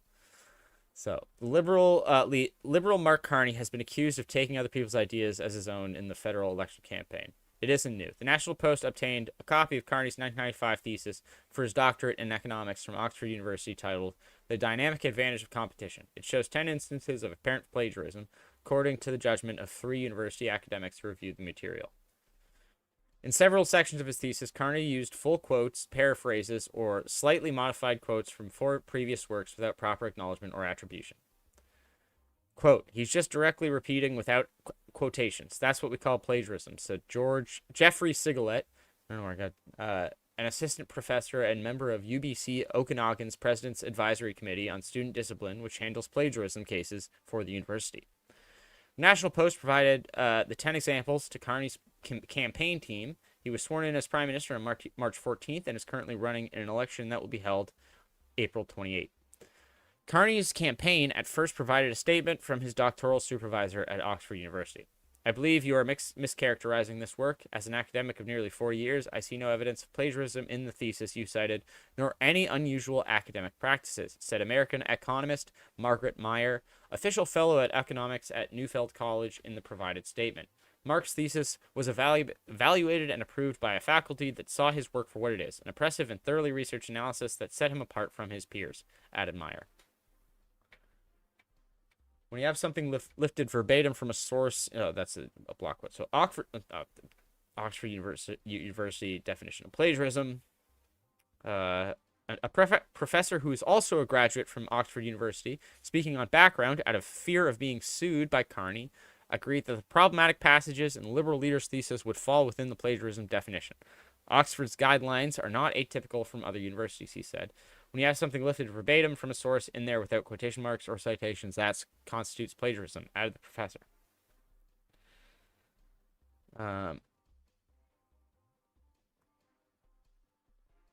Well, wait, you mean Carney or the person with the quotes?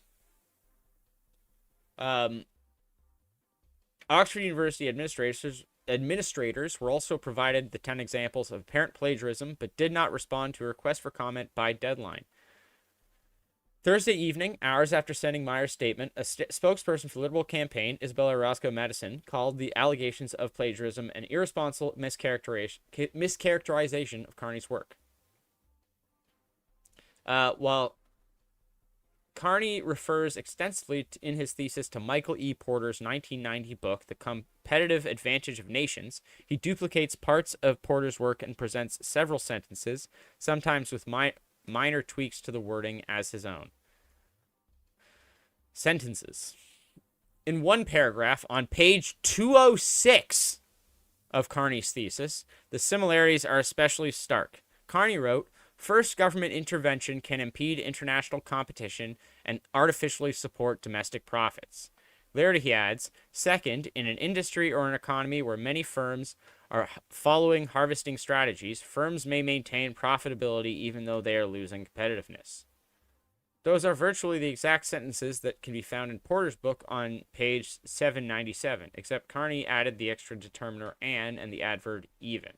He did not use quotation marks or add a footnote to reference Porter's work anywhere in the entire paragraph.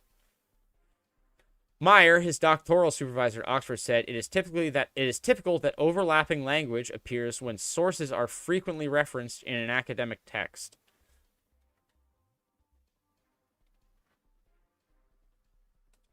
Well, that's where we're going. Is well, I don't know. Like, some of these are. So one sentence where it's like, I don't know if this, like, when you say plagiarism,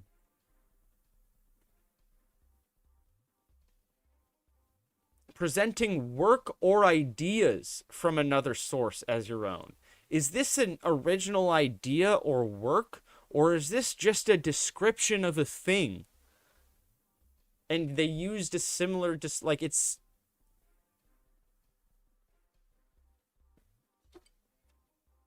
I do. I think one's a diploma. I have a bachelor's degree in my journalism diploma, I guess. Is it a degree?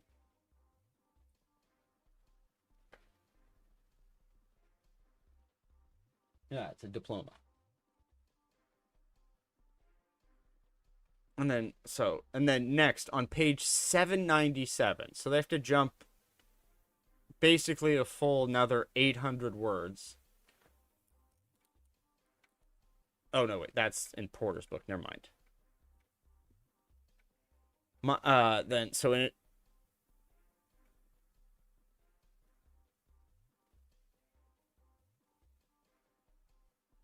So other examples of apparent plagiarism include a slight rewording of someone else's sentence. But Carney wrote, "There are 3 reasons why domestic profitability is not a good indicator of true international competitive advantage." He did not cite his source. The original sentence in Porter's book was as follows: "Domestic profitability is not a good indication of true international competitive advantage for 3 important reasons."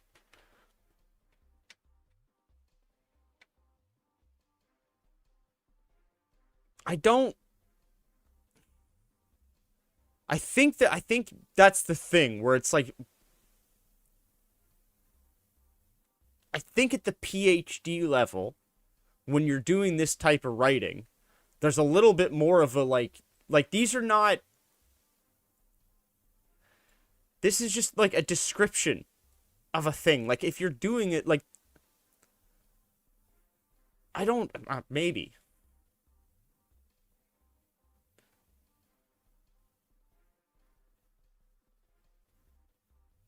Internally in UBC, we would consider it patchworking if it did not have the direct citation next to it, and it doesn't. Even when you're rewording, you need to cite. Later in his thesis, Carney virtually duplicates an excerpt from Jeremy C. Stein's article, "Efficient Capital Markets, Inefficient Firms, a Model of Myopic Public..." So, where is it? In a steady state signal jamming equilibrium, managers will borrow a constant amount each period from the next period's earnings, and the market will correctly anticipate this borrowing. Carney made it slightly shorter. In the steady state equilibrium, the managers will borrow a constant, like, because these just sound like they're describing things. Yeah, but they're describing, they're not, like, it's, like, they're not work or ideas. They're just both describing the same thing. Because he's citing their work. So, like, would then just the whole thing have to be... Is that an idea, though? Or is that, like, a description of, a thing? And if he's citing the dude's work heavily throughout, then aren't there going to be a lot of sentences that are going to be similar because they're talking about the same thing? But then wouldn't literally everything he wrote, if it's talking about the same thing, everything have to be in quotation? Why not just hand in the other dude's book then? Also, this is the most glaring one that is not. So the setting for the game is a pure exchange economy with a finite number of states. The setting for the game is a pure exchange economy with a continuous number of... I feel like continuous and finite completely changes the sentence. Does it not? Are continuous and does that not change the whole, like, meaning of those two sentences?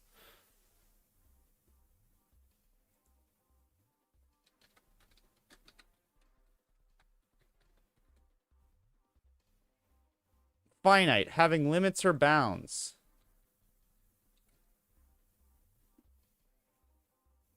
forming an unbroken whole without interruption. So I don't like. Are those synonyms though? Are they synonyms? Because because these are all like words. They're all sentences that are similar to a thing that he cites over and over again. Like, it's not like he's pulling in ideas from something that, like, it's something he's cited heavily throughout his work. So I don't know if these are, I don't know. These seem kind of flimsy.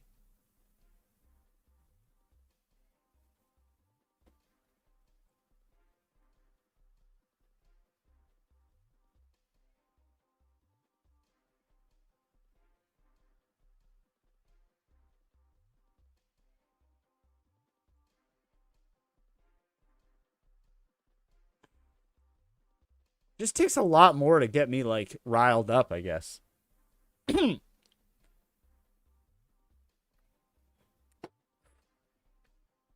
Especially when every second conservative slogan or catchphrase is basically lifted directly from an American campaign. I wouldn't care.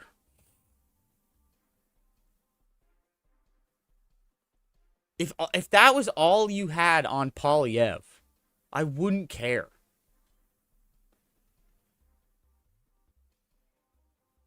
For those things that were cited, there were no, for those sentences that were in the article, there was no citation. But the majority of the sentences that they're using are from a work that is heavily cited throughout the rest of the thesis.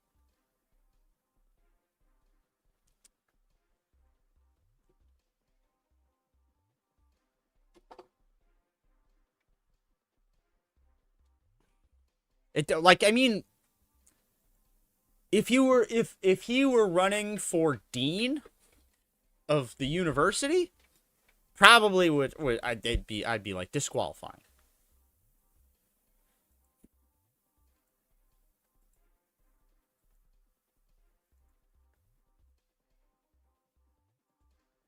A bunch of similar sentences. I don't know if that's enough to get me all hot and bothered.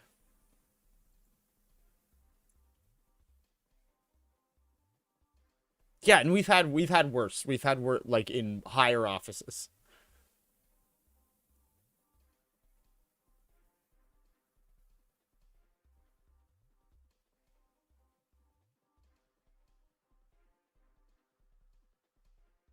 Like, that's my thing, where it's like, if he's there's sentences that are pulled out from the two things that I would assume, because we don't know, like, how they're contextualized in the rest of the thesis. So it's like, we don't know if it's like if it's in a paragraph where, like, there's a bunch of citations for the book, and then there's a couple of sentences in between that, if you read the whole thing together, you would understand are part of the same thought or idea. I don't know.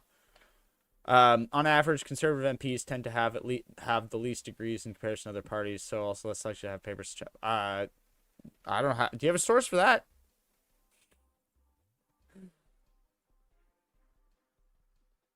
Because I know maybe their voters are less likely to have college education, but is that the? Oh. I mean, this is McLean's 2008 though. So that is like we're gonna really all have to come to terms with the fact that 2008 was 17 years ago. I almost couldn't bring myself to say that.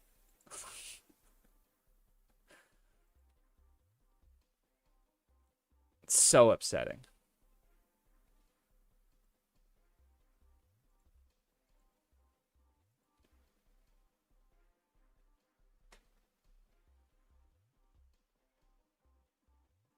I mean, I'm sure most of them probably have a BA now, and there's quite a few that are lawyers too.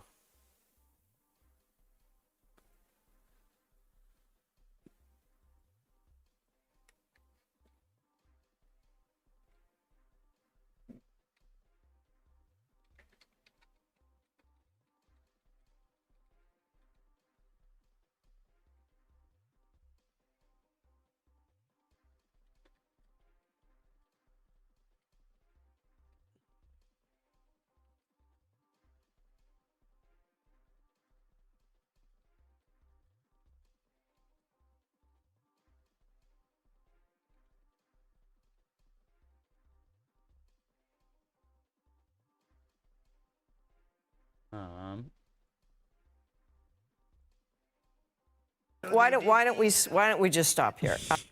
That makes me laugh every single time. Why don't we just stop here? We're just gonna not do that.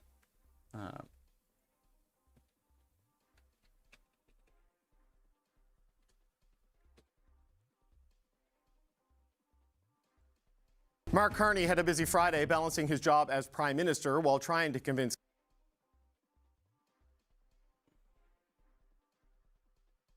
Wait.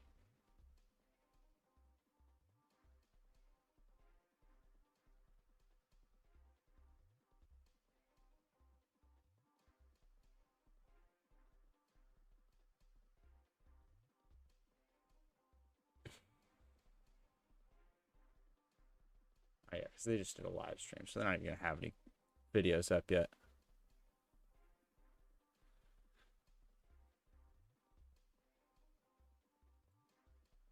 Oh yeah, USMCA coming in. Yeah. Like, what's that one meme? I'm gonna do the Polyev thing. There's this meme on the internet, where it's like the big knight with the shield, and he's just blocking the fair maiden. The big knight is the USMCA right now. And do some coding in here, putting in different things. And now all these machines that we were just talking about basically are now controlled by this keyboard. And we create a playlist, and through that say, okay, get ready for the shot of Washington. You hit a space bar here, and there's our shot of Washington. I mean, my impression from listening, because I wear an earpiece, so I hear what goes on in here. You're always very calm with me, but I feel like sometimes it's maybe a little more amped up in here. Well, it always depends on the night, because we work on it all day and we're building it. By the time we go to air, unless there's breaking news, which we always knock on wood. I'm embroiled in a meta advertising spending controversy. I don't know how I feel about it. We're well prepared for the show, and we're not going to yell in your ear. We don't want you upset. So actually, you guys want to see my cool graphic I made for ad spending? Because I've been tracking all of the it's the only place where the numbers are publicly available is on Meta, Facebook, and Instagram ads. So I've just been tracking. I was tracking them before the election just to see how they're ramping up. Conservatives were killing it, but as of now, liberals have a slight edge. Look, it's like a little race.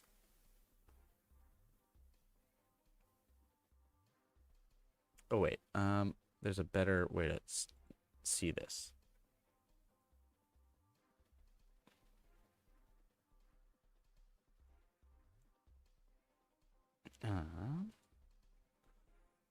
Let me just grab it first. It's bigger this way.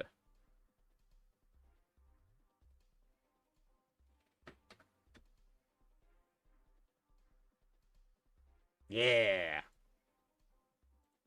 It's like they're racing. Because they're going to catch up, and then just on the 30th, they just slowed down a bit. Giving the liberals a little bit more breathing room. No, this counts. It's leader and their like main page added together. And it's honestly kind of interesting because they're not spending basically any money on Polyev's page. It's all on the main page, and it's like that. Polyev's still plastered all over the ads on, like Polyev's actual page, or on the conservative page, like all their ads, because I could already feel some people going like, oh, because there's been some conspiracies about that, and I don't think that's happening. And if you don't know what I'm talking about, good. And if you know what I'm talking about, you know what I'm talking about. That's remove that from your mind. But the liberals are doing a pretty like even split between all of them, which is pretty interesting.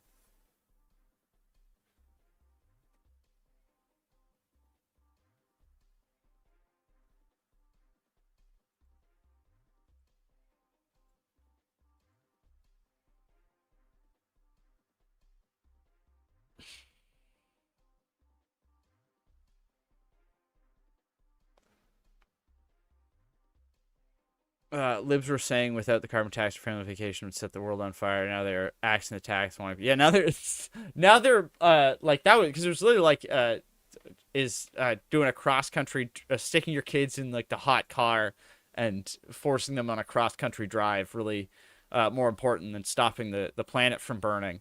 And now you have Liberal MPs, or I think Liberal former ministers, standing up in front of the gas station telling people to fill her up.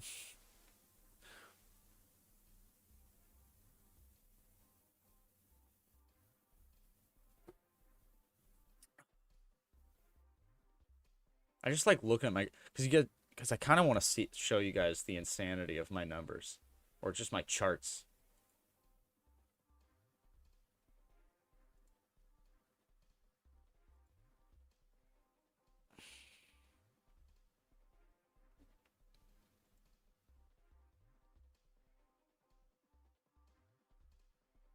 Because they're so pretty.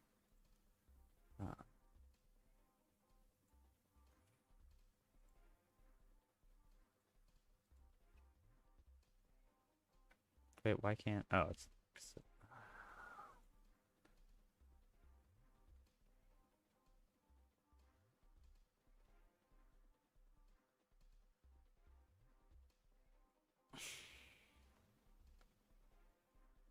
Wait, why is it doing that? Oh, wait, I get it. Look at all my numbers. Then I'm doing by, and this is just for election numbers. I got third parties, got candidate spending. Whoop, don't look at that.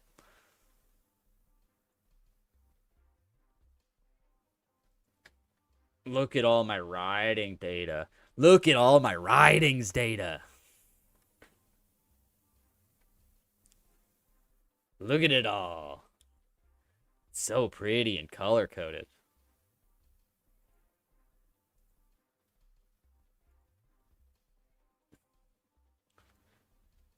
Safest seats. 50 most vulnerable ridings. Bellwethers. Held by Liberals since 2015. So much data.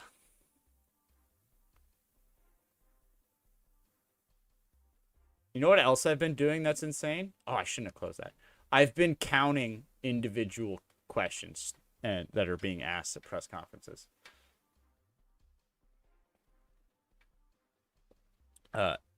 Jagmeet Singh, only week 2, but he's coming up on 200 questions that he's taken since the beginning of the campaign. Polyev just broke 50. Maybe a few animated words up here from time to time, but mostly it's pretty calm. Steve Penny, thank you. You're welcome. See ya.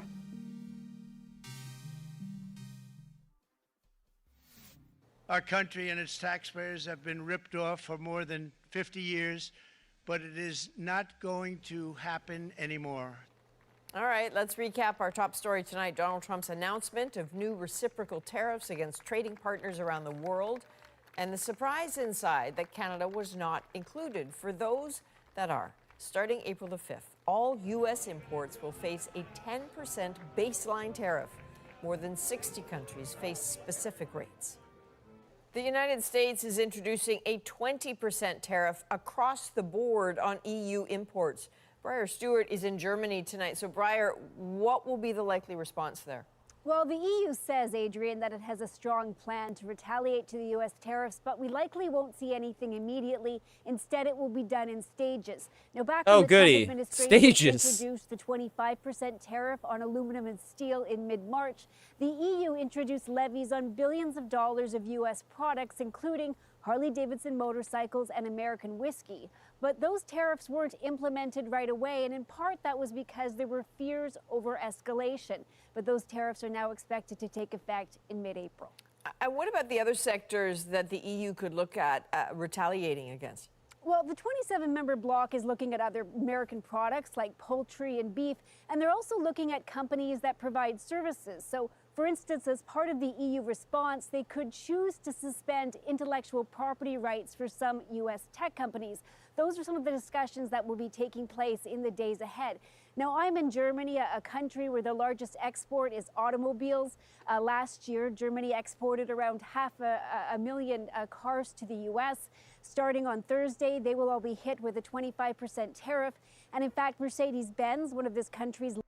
So it looks like that is actually how they figured out these numbers, is they did just take the trade deficit divided by their exports.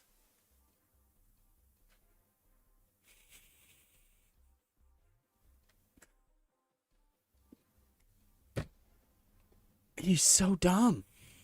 Largest automakers. This is gonna end so badly. Have to withdraw some of its least expensive models from the U.S. market because over the tariffs and the hit it may have on sales. All right, Briar Stewart reporting from Hanover, Germany tonight. Thanks, Briar. Israel announced it is cutting a new corridor through the Gaza Strip, occupying more land.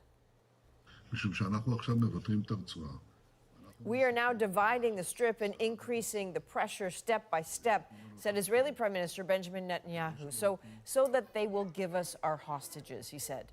His announcement came after an Israeli attack killed at least 15 people, including children who were sheltering at a UN-operated clinic. It's part of a wave of airstrikes that local hospitals also say killed at least 28 others across Gaza. There is a new Canadian broadcast deal for the NHL tonight. There is nothing more valuable. 10% tariffs on all U.S. imports, all things equal, would be net $500 billion. Doge cuts $1 trillion, $500 billion from imports and $500 billion from other revenues, and the U.S. balances the budget. I'm not going to lie, EU does need to defend itself, but I get a little nervous when they start spending on the war machine. Yeah. Really never a good sign when the century starts off with Germany rearming itself. In this country, from a media standpoint, than having the rights to the NHL. How the multi-billion-dollar deal could affect where you watch hockey. Oh my God. Plus, stop doing this. Fared the worst from Trump's tariffs, but how long will that last? We'll break down what could happen next and the threats that still remain. The National breaks down the story shaping our world. Next.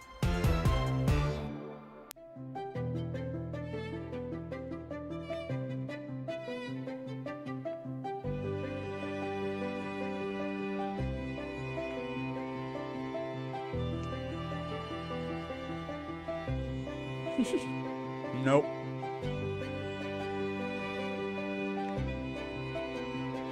I feel bad for the country, but this is incredible content.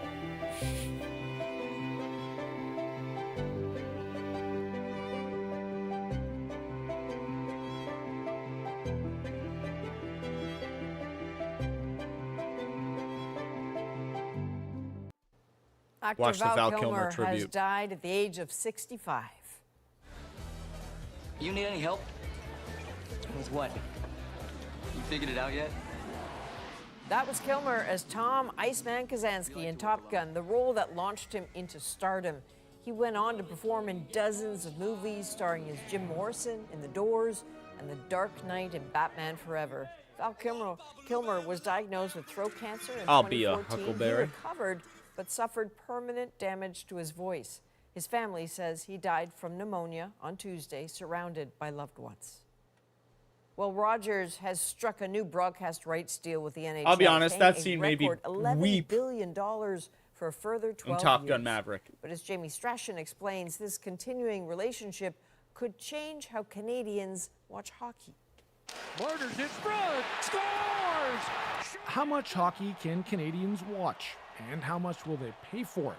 There is nothing more valuable in this country from a media standpoint than having the rights to the NHL.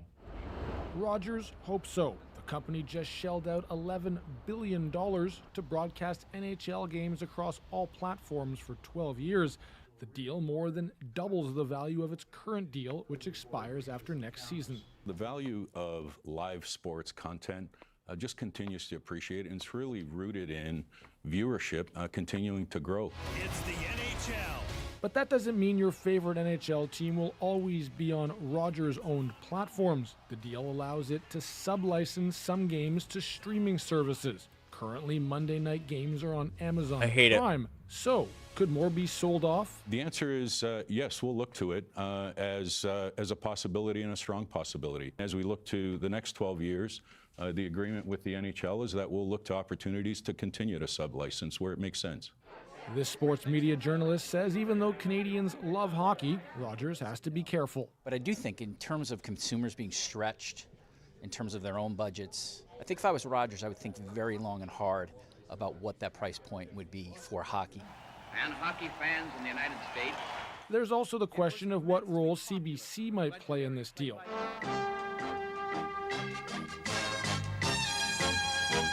After more than 70 years of NHL broadcasts, its current contract ends after next season. We value our partnership with the CBC, and over the next 18 months, we'll look to see if there's a continued partnership there. With the Stanley Cup playoffs around the corner, NHL Commissioner Gary Bettman says the game will connect with a wider fan base. Rogers is banking on it. Jamie Strachan, CBC News, Toronto. Now it's time to dig deeper into the Innovative research poll has the Conservatives back in the lead, gaining 4 points. We got Conservatives 38, Liberals 37, NDP 12, Bloc 6, Green 4%, Other 2. Damn. We got a race again. The stories shaping our world. What's the bottom line for Canada as Donald Trump shakes up the world with his Liberation-Day tariffs? European Union, they're very tough. India, Vietnam. But he seems to spare this country, at least for now. We break down what Canada dodged, the damaging tariffs that are still in play here. With the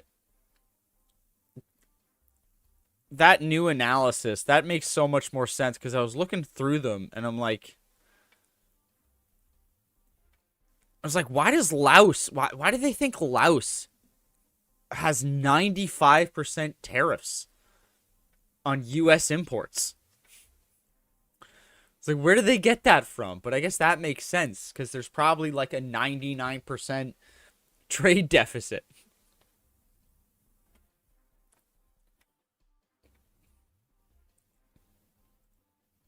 And what it all means for the federal election.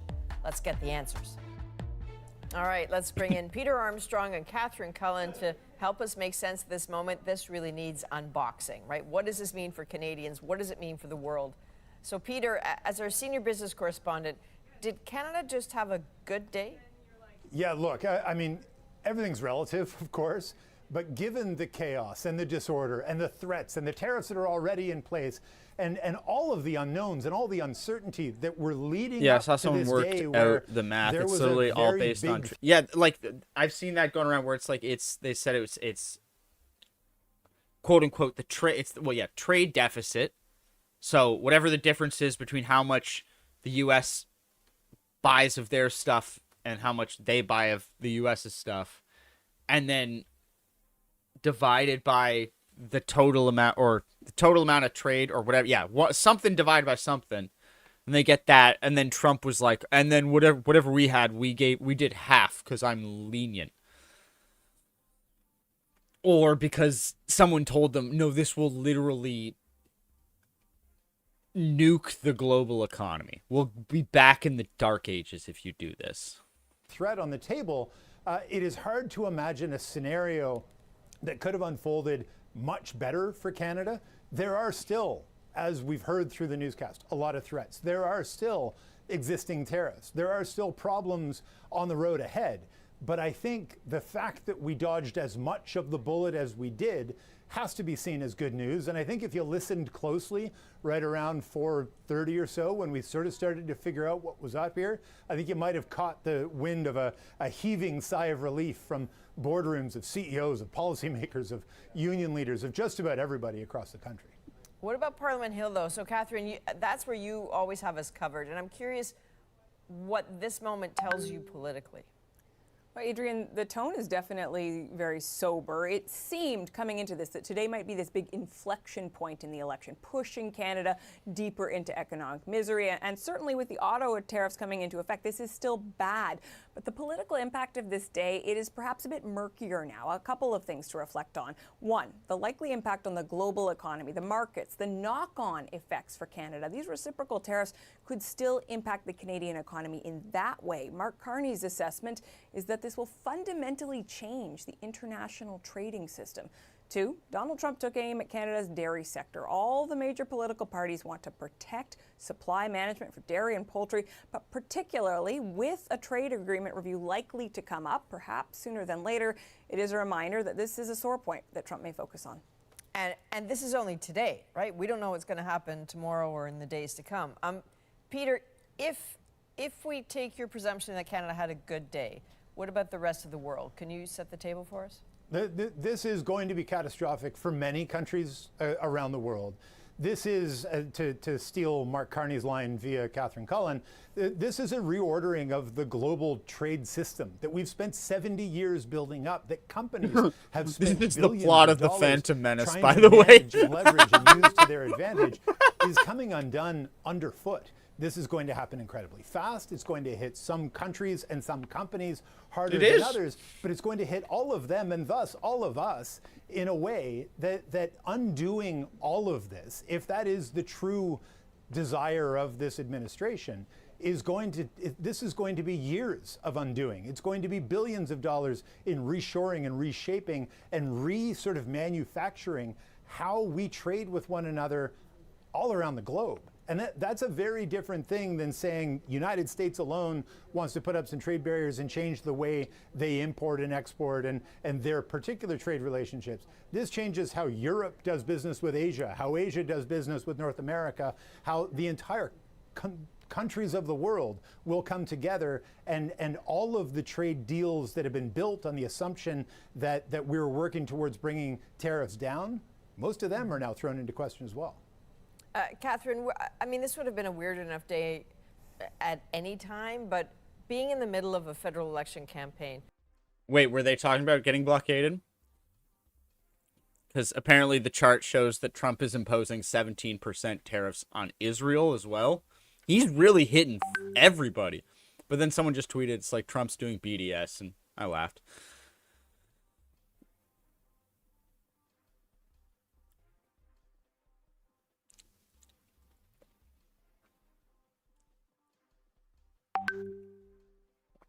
I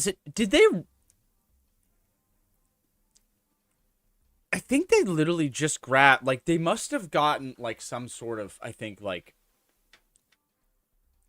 maybe an intern, or most likely they got one of their nerds to drop some sort of algorithm that would just grab a list of all of the countries in the world that have trade with the United States, do that division thing. Because it is literally, so just right off the bat, China tariffs. This is so much this clicking with me because it's just it all just look like insane gobbledygook. But it is real. Like, he took,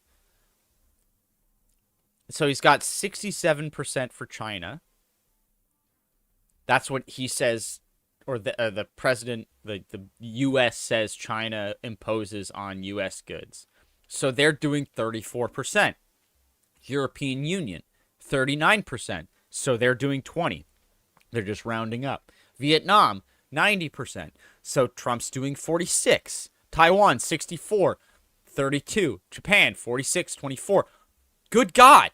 That one, they're just, I think, maybe even just adding a full percent sometimes.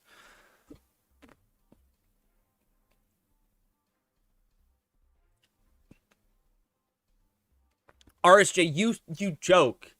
There's way more than a non-zero chance that is literally what they did.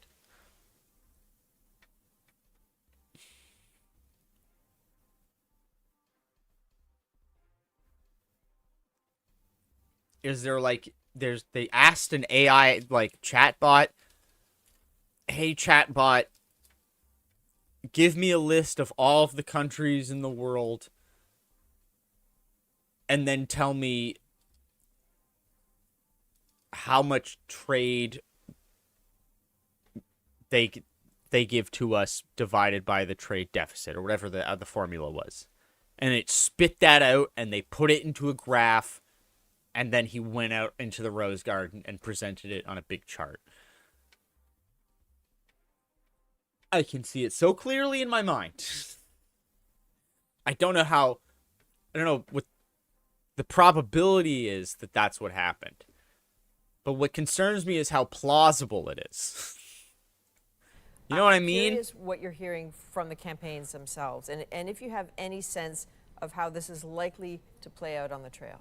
Yeah, well, Adrian and Peter just laid out what a roller coaster of a day it's been, and there really is still a scramble to process what this means. The Liberals, of course, are still the government. Mark Carney said they will be discussing countermeasures to deal with the What do you mean he picture. touched the money? It would be to Pierre Poilievre's political advantage if Canadians were less concerned about Trump after today. He would rather be like, talking was there about actual, like, was there like a I listened to it, so was there like a, was there prop money? Carney's strengths and his Did he background just, in like, finance, rubbing? monetary policy. And so you saw today Poilievre trying to blunt some of that, arguing that for Carney, a resume is not a plan. In fact, Poilievre laid out his own plan today, obviously trying to push back against some of that incumbency advantage that Carney seems to be enjoying. Poilievre explaining the measures he would take to try to help protect workers in the face of tariffs, how he would attempt to renegotiate Canada's trade relationship with the United States. Carney has already touched on a lot of that ground, laid out his own vision. It was interesting also to see at the end of the day, Alberta Premier Danielle Smith, also a Conservative, putting out a statement suggesting that the worst of this tariff dispute is behind us, which again would benefit Pierre Poilievre politically. It's striking to make a prediction about Donald Trump's behavior. The worst is over. We know that can be a risky proposition, Adrian. Peter, as we were all looking at that event in the Rose Garden, it's not lost to me that there were people there who are counting on Donald Trump making their lives better, right? In a way, that's almost why they were invited. I know those links, Catherine. I've been up since and I'm wondering 5. how realistic that is for them. And you're making me do the there are two answers to that. 9:45 One p.m. is news we hit. can see it through markets, that investors simply didn't believe that Donald Trump was going to make good on this threat. They thought it was rhetoric, the way he'd sort of threatened to tear up NAFTA or make Mexico build for the wall. They thought this was just a negotiating tactic. And as the threat turned into tariff and tariffs began to bite and take hold, investors said, well, hold on a second, we got to sell off. This doesn't make any sense because it's bad for business. It's bad for consumers. It's bad for growth. It's bad for inflation. And if a company doesn't pass on the cost of this tariff, then they eat that cost. That's bad for their margins. It's bad for earnings. It's bad for stock markets. If they pass that cost along to consumers, that's bad for disposable income. It's bad for inflation. It's bad for growth. That too is bad for stock markets. So there's that side of the answer. But then you get all these people that voted for Donald Trump because they were so upset about inflation. They wanted to just see a fix. And that was the enthusiasm we saw in markets. In the early days after Trump was elected, they thought he's going to cut regulations, he's going to cut taxes, he's going to boost the economy. Great days are ahead.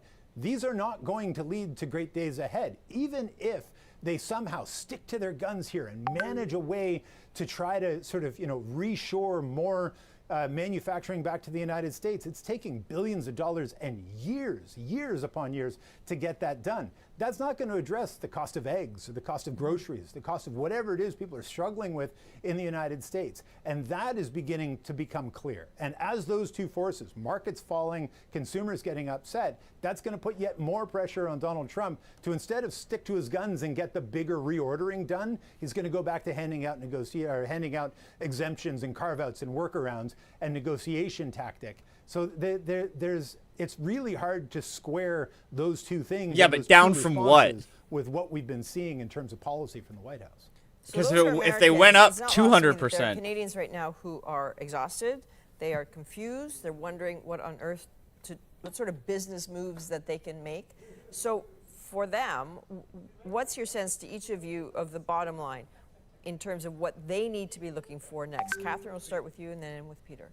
Yeah, I mean, I think there are quite a few things to watch here. Now that the rest of the world is about to feel some more of what Canada has been feeling, might we work differently with our allies? What do Canadian countermeasures look like? How do Canadians react to this news in the midst of an election, and how does Donald Trump's recent somewhat calmer tone towards Canada, does it last? Does it stick? Okay, Peter, briefly to you. Look, I think the most important thing to watch for next is how Didn't he also just what lose the federal like government does in terms of 300 retaliation. trillion Remember, or 30 if they trillion impose from the counter stock tariffs, market? all that means is that Canadians, you and I and everybody watching this, is going to have to pay more for stuff that's coming in from the United States. Our economy is already in a tough spot. Canadians are already squeezed in terms of cost of living. That's only going to add to that. And I'll be really interested to see how they manage. Yeah, there's the like, message, wasn't the there like a actual big implementation ostrich of farm that policy was like around this response, refusing to call especially their given that, no, flock? it wasn't a complete victory today, but it was better than a lot of people thought it was going to be going in. All right, Peter, Catherine, thank you. Thank you. Coming up, Donald Trump's trade war has heads spinning in this country and around the globe. How did it get to this Yes, point? it is in BC. We'll break that down next.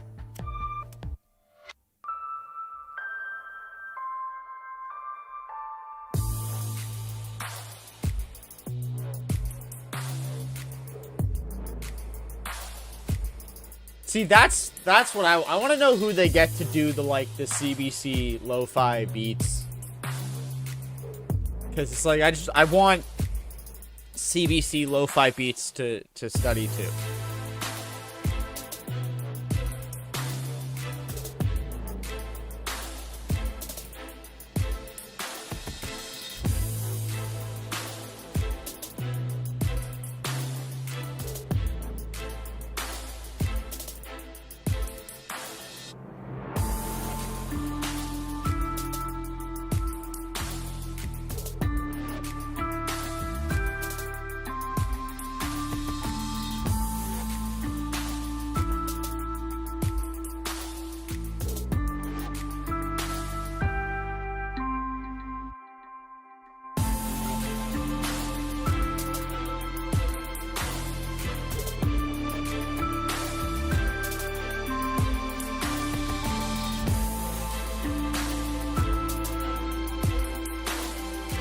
I also like when they do real old,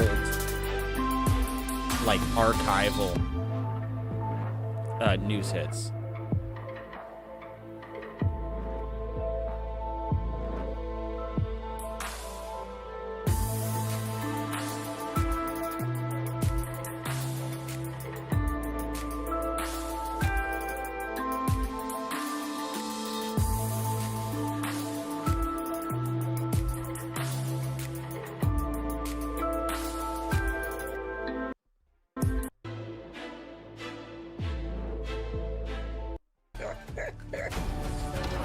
That already been week down the shots fired so far. Canada's a very bad abuser. It's been week after grueling week of threats and taunts and tariffs that already sting. There's already economic damage. Hanging in the balance, your job, maybe your bills, and sometimes it seems your country. Here's Eli Glasner on how we got here and where it could all lead. Our country and its taxpayers have been ripped off for more than 50 years, but it is not going to happen anymore. So here we are. Liberation Day has arrived, and with it, tariffs from much of the world. Can you talk to me about which businesses have already been affected? How long have you got? The good news, All Canada's of been them. spared from Trump's new global 10% baseline tariff, but it's already dealing with tariffs targeting the auto sector, steel, and aluminum. So how did we get here? Let's go back.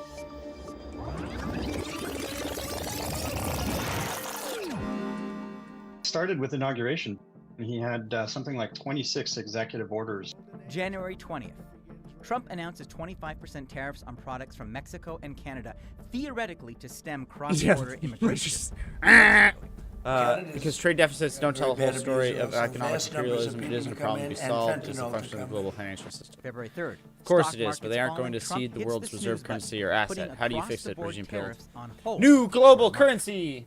March 4th. The president implements 25%. Will you be tariffs on laughing all when everyone goods and switches to the 10% yen? on No, Canadian but oil I and don't think energy, so. citing the trade deficit. We pay subsidies to Canada and to Mexico of hundreds of billions of dollars, and the United States will not be doing that any longer. So he views certain countries as treating the U.S. poorly and as having different tariff structures that their goods face, and so he's going to reply or respond in kind. Canadians are reasonable, and we are polite, but we will not back down from a fight.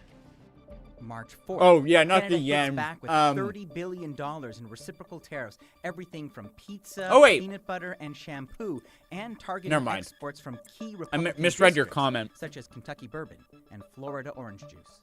Yen's the Things that we Chinese knew dollar, right? would get noticed by key states that are critical to the Trump presidency that helped elect him to office. Or the Chinese currency. March 6th, another pause. Products that qualified under CUSMA, Oh, the wait. pre-existing trade So wait. agreement between Oh, Canada, okay, you the on. U.S., and Mexico won't be tariffed. That exception still stands. March 11th. Another dismal day watching. Aren't the they Dow. both basically Trump pronounced the major same tariffs thing? for It's just steel you and aluminum. March 12th, the punishing spell it differently. 25% steel and aluminum tariff goes into effect. Canada is the largest steel exporter to the U.S. Canada is the largest aluminum exporter to the U.S. In fact, these are tariffs that were applied globally, but affect Canada Is very it much yuan? disproportionately. We're seeing job losses. We're seeing plant slowdowns.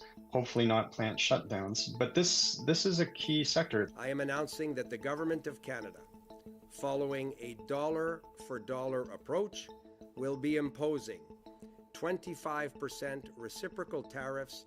This includes steel products worth $12.6 billion and aluminum products worth $3 billion. March 26th, Trump targets the auto sector.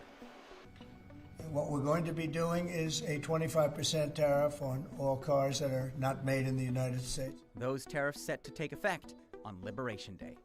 March 27th, the new Prime Minister gives a wake-up call to Canadians. It's just a The old relationship we had with the United States. And firstly, he talked so much my hair was moving. It was like those old Maxell ads.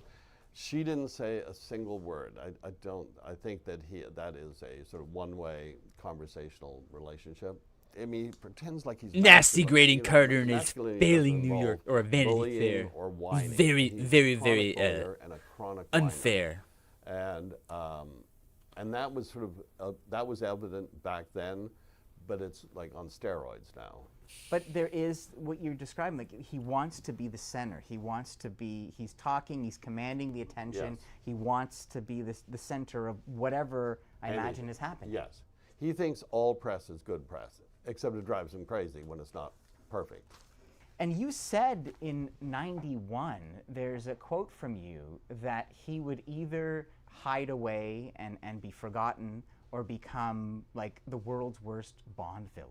In 1991, I said he'd either become the most powerful person in the world, or that he'd be storing his urine in mason jars like Howard Hughes. Possibly I got both of them right. I don't know. Well, what do you think you saw back then? What did you suspect? Well, I was being glib, first of all. I didn't actually think he'd be the most powerful person in the world, but he did have a lot of the elements of a future Bond villain, but actually Elon Musk has sort of taken that spot. You can look for the full interview Friday on The National. Coming up, when a former president just strolls into your family photo shoot. He's like, that's Obama. I was like, what? I was like, well, did we get a picture? The presidential photo bomb next in our moment.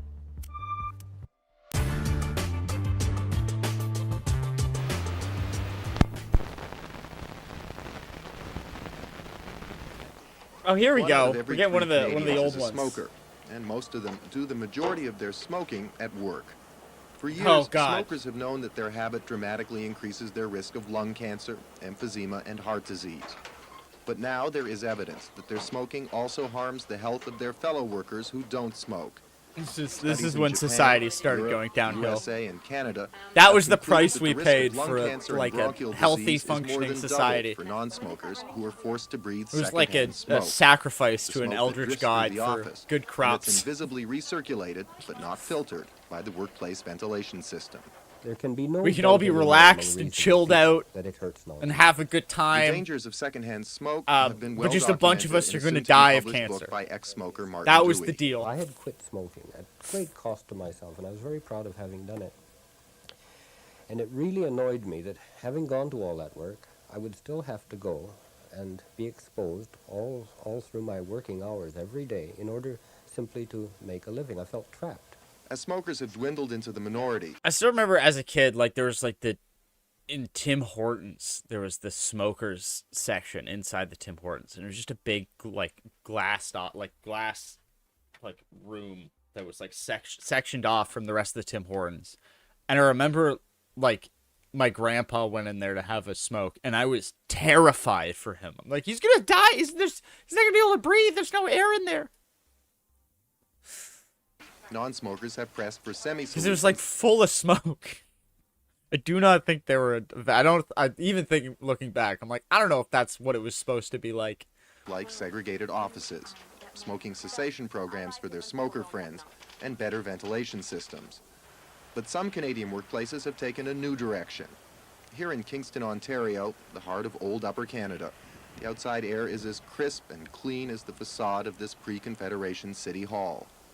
And just as pristine and traditional as the city itself is Kingston's newspaper. Look at that hair! Week Standard. It's Canada's oldest daily newspaper, established in 1810. But on January 1st, 1985, this traditional newspaper did something very radical. Journalists are notoriously heavy smokers, yet here in the Whig newsroom, not a cigarette in sight. God damn you, Whig Standard. Smoking altogether. At the same time, the paper also began to refuse all tobacco advertising. Publisher Michael Davies was unfazed by charges from the tobacco companies and some of his smoking employees that he'd usurped a natural right. I think the right is the right to clean air, and the right to fresh air by everyone, and the right to pollute somebody else's air is the unnatural thing. Momentum to ban workplace smoking is picking up. For instance, on New Year's, the Boeing Corporation in Winnipeg told its 600 employees to butt out. The company has also instituted a preferential hiring policy towards non-smokers. And now the federal government is following the The lead hair's of private incredible. corporations like Boeing and the Whig Standard. The government's latest announcement does not go so far as to totally ban smoking in federal office buildings, but it does guarantee a mediation process so that members of the Public Service Alliance who don't smoke will be protected from the smoke of others. Undoubtedly, non-smokers in the private sector will be paying close attention. In Toronto, I'm Michael Foreman for CBC News.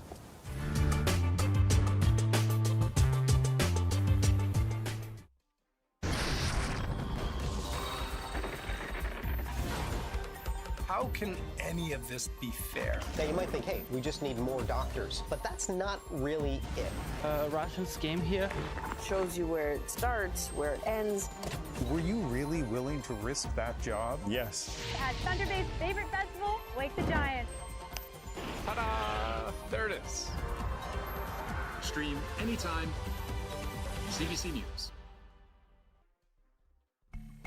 Okay, those kids are so cute, but look, right there in the background, yes, Burlington. that is former President Barack Obama just out for a stroll in Washington, D.C. Portia Moore had taken her family out for a photo shoot with the beautiful cherry blossoms, but when they checked the pictures, they were shocked. The presidential photo bomb is our moment. He was like, that's Obama. I was like, what? I was like, well, did we get a picture? My two kids are standing right here for like their own picture. Of course, I'm paying attention to my son, making sure he doesn't run into the water. And my husband's like, that's Obama. I didn't know he was saying that. I'm like, yeah, whatever. I'm making sure I'm looking at Preston right now. After they're done with their shoot, I then pick Preston up. Then we saw like the Secret Service people, and we're like, was that just Obama? And they were like, yeah. And then we went to the photographer. I was like, well, Are we back? I think we're back. I'm gonna lose it. I'm gonna have to. I think it on. Because I like opera. It works great. I enjoy it, but I don't think it works very well for streaming. I think it's just got too many things going on. Like, I like having all the different apps I can just open up on the side, but I don't think it's working well with OBS. Backgrounds for all my clients never anyways, seen it crash this but much, this is the one photo that I will not be editing out this person. Then Portia posted it on her Instagram and tagged President Obama, and he reposted her post. And he's like, sorry, kids, for photobombing your picture. It's the cutest thing ever. I don't know.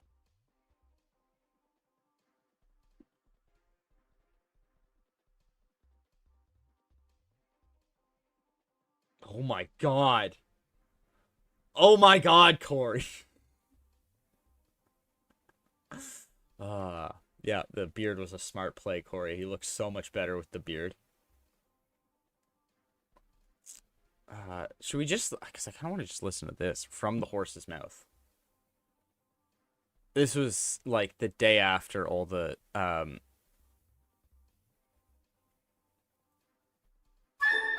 Corey Teneycke stuff came out. All right, you gloriously miserable accursed, we're back for our last show. No, this isn't working out because it's like because then you have to I have to like scan through. Here, we'll watch it. This week, I'm he not went going to on scan through an record entire saying that Pierre curse of Poilievre's politics. campaign needs to pivot if they want to win the election. Because Corey, there's something thanks else for your I time. think that we should Let me watch. begin by asking you about your reaction of what we heard from Pierre Poilievre That just I think last will be equally hour. as illuminating. Important message nonetheless on drugs, Or human trafficking, not, etc. as But in the the case crux may of be. this phone call between Trump and Carney, do you think he missed out somewhere? Yeah, I think it's outside the news cycle for sure. I don't want to diminish the importance of the topic that he's on, though.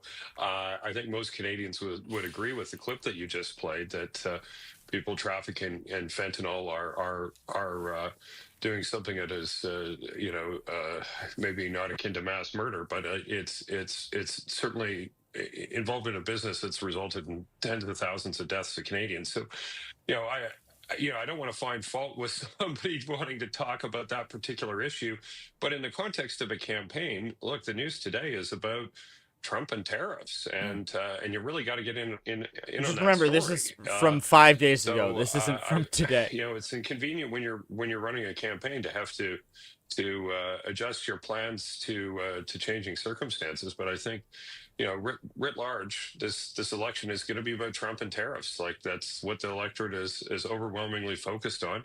And when you're not winning that question, you're going to have a lot of trouble, which is what I think we're seeing right now. Corey, I'm very curious. Well, of course, like we were saying, that it's important to highlight these issues as well. We can't diminish the importance of them. But why do you think this is the case where we're not seeing Pierre Poilievre address the issue of Trump and tariffs directly? He has on previous issues, but, he's catching up. Yeah, well, I think it's because the Conservatives were winning by such a large margin prior to the Trump tariff issue. And I think it's tempting to want to go back in time to when you were winning. It's just Justin Trudeau is no longer on the ballot for the Liberals. And so that's changed the way a lot of people think about these things. And the second thing is that the threat of threats made to Canada's sovereignty by the U.S. president and the tariffs that are threatening our economy are what's driving economic anxiety and across the country at the moment. Previous to this, it was a carbon tax and high interest rates and things like that were driving economic anxiety. And you saw the Conservatives had a laser-like focus on those issues in the 2 years preceding, and the net result was that Canadians gravitated towards them. They were talking about the big issues that were on the minds of Canadians.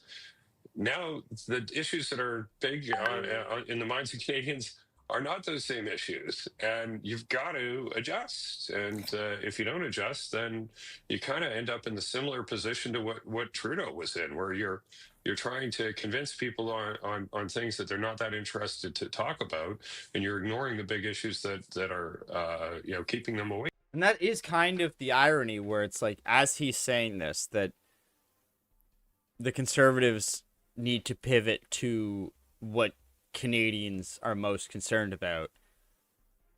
The Conservatives are upset because the Liberals have finally taken this advice and whether lowered, reduced, gotten rid of, cut, axed, did something to the carbon tax, and did a bunch of other, like, for all the things where it's like, oh, he's stealing our ideas. It's like, well, but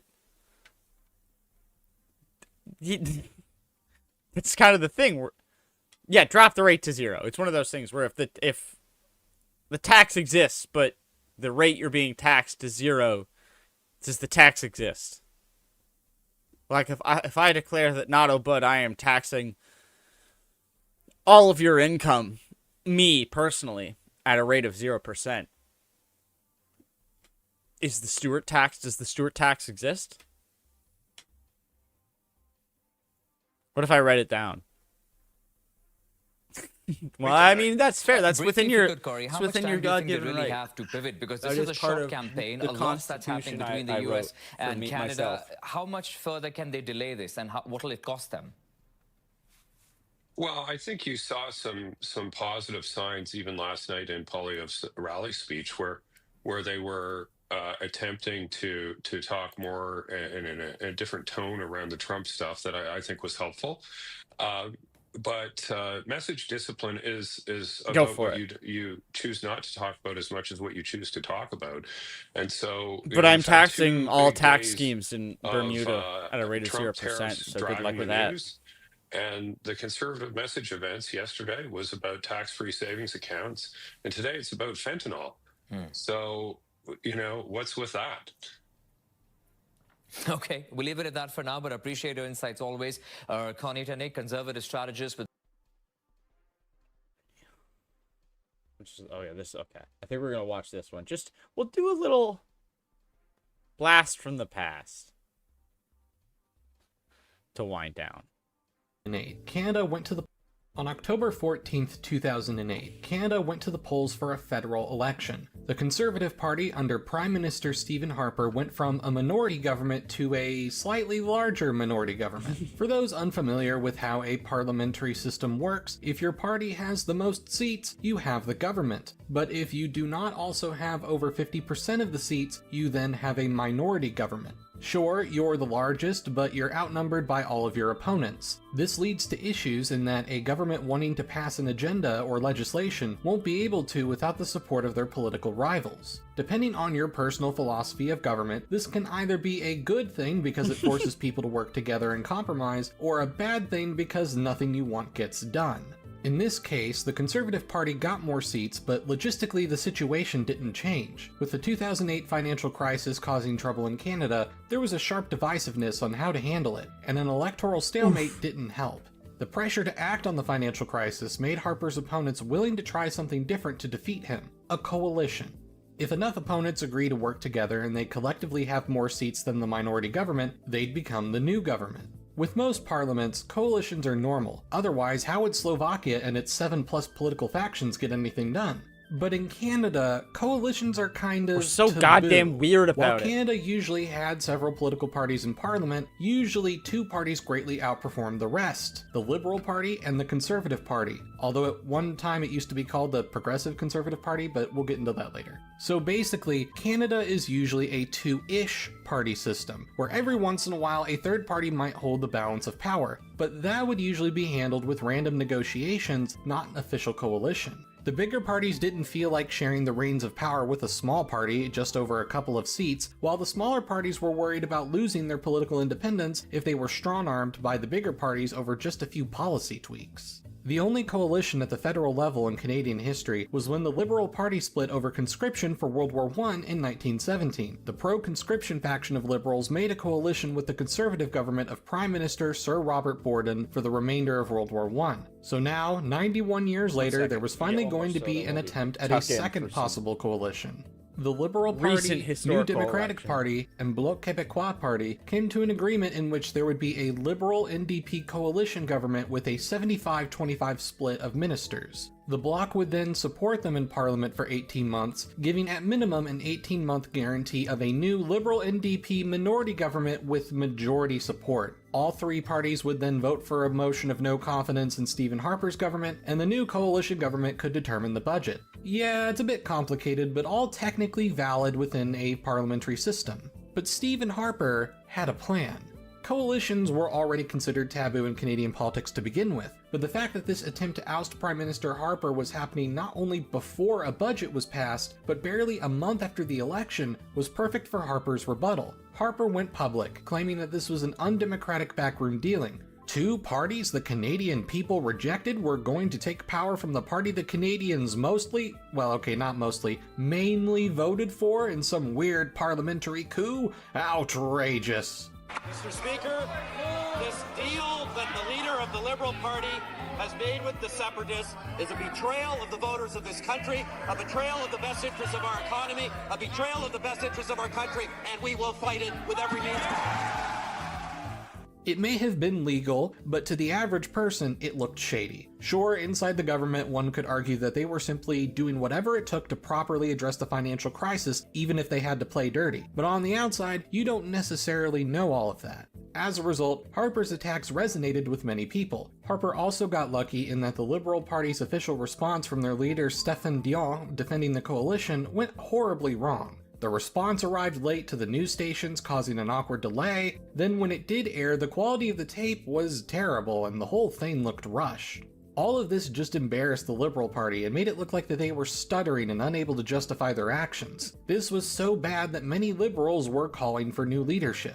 Ultimately though, the decision came down to the Governor General of Canada. Basically, the Queen of England, the Queen of Canada's representative to make sure that things stayed constitutional. The Governor General at the time, Michaël Jean, ultimately decided that while coalitions and no confidence votes are perfectly valid, the timing was too early and that the government hadn't had the proper chance to try and negotiate a budget in the first place as normally intended. So she decided to prorogue Parliament, meaning end the session of Parliament, but not for an election. There'd be a break over the winter holidays, and when Parliament reconvened, they could try negotiating the budget again. While in theory this could have just delayed the inevitable and they could have tried a coalition later, this ultimately worked in Harper's favor. Dion over the break lost the leadership role of the Liberal Party and would be replaced by Michael Ignatieff. Because of how much this whole thing embarrassed the Liberals, Ignatieff decided to abandon this coalition idea and the whole thing fell apart. Ignatieff even agreed to support the Conservative Party's budget, not wanting to prolong the uncertainty. Harper's government was safe Everyone's for question, now. it's like,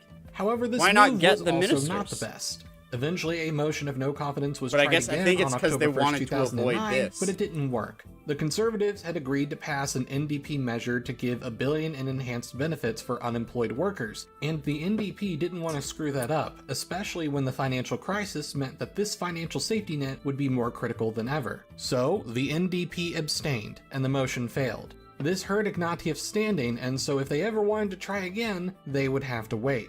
Eventually, on March 23, 2011, the Liberals try a third time, and both the NDP and the Bloc Québécois support it. On the 25th, the motion passed, and Parliament is finally dissolved, ready for another election. The next few weeks would result in one of Canada's strangest elections, one in which both the expected and unexpected would happen. The basic outcome would be one that most of you watching could probably predict, but the full outcome and how it would get there is quite a fascinating moment in Canadian political history.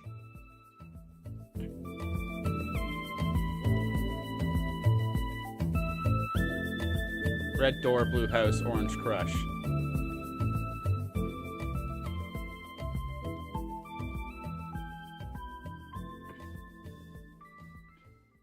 An election always has many players, especially considering that a party and no single man.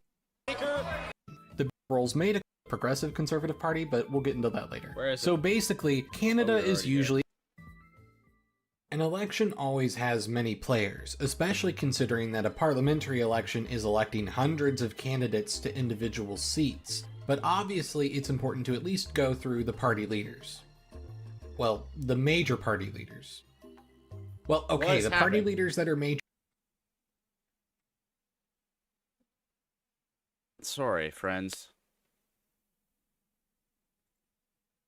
I didn't realize I was going to screw this up so bad.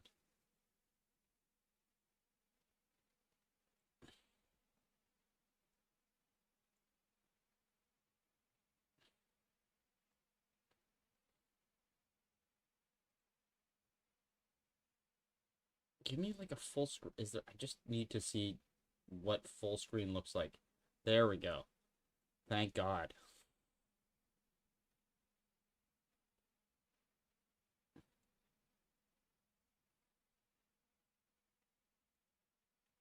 Thank you.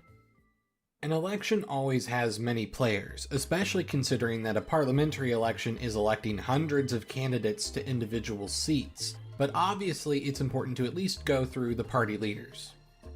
Well, the major party leaders. Well, okay, the party leaders that are major to this election. There we go. Let's start with Prime Minister Do Stephen Sep. Harper.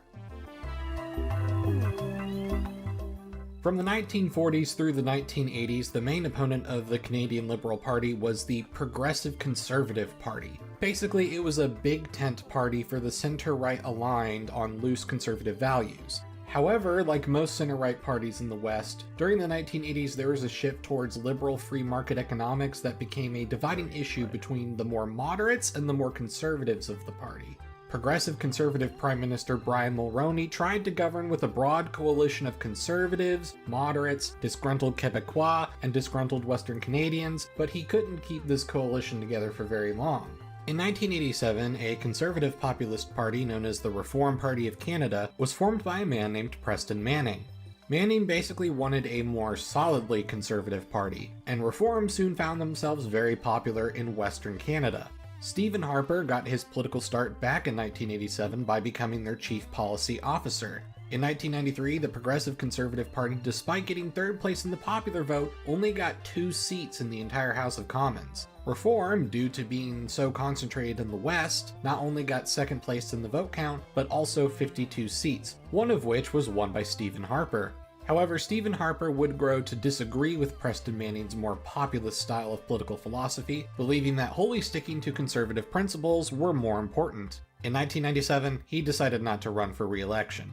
When out of Parliament, Stephen Harper tried to argue that a coalition of voters committed to conservative principles and conservative economics should be the way to go, as sticking to regional voting blocks would hinder further success, which, on that last part, he was certainly right on the money there. The Reform Party did try to break out of the West by rebranding itself to the Canadian Alliance Party in the year 2000, hoping to win over the remaining progressive conservative voters further out east. Preston Manning was replaced by Stockwell Day. However, Day was less populist like Manning and leaned in a more Christian right-wing direction, and Harper was worried that this would alienate too many people and decided to jump back into leadership.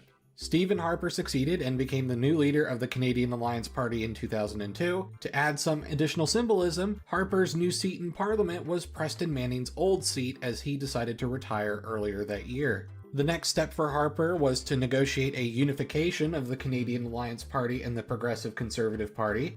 After some negotiations and a vote of approval from both parties, they united in late 2003 and formed the new Conservative Party of Canada. Harper had no issue winning the leadership election and in 2004 led the new party to official opposition.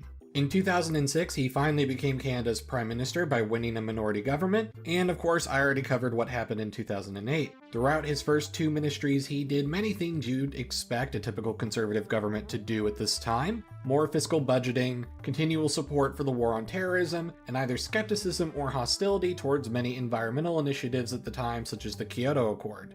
Harper, in both his appeals to conservatives and his criticisms, was quickly compared to US President George W. Bush.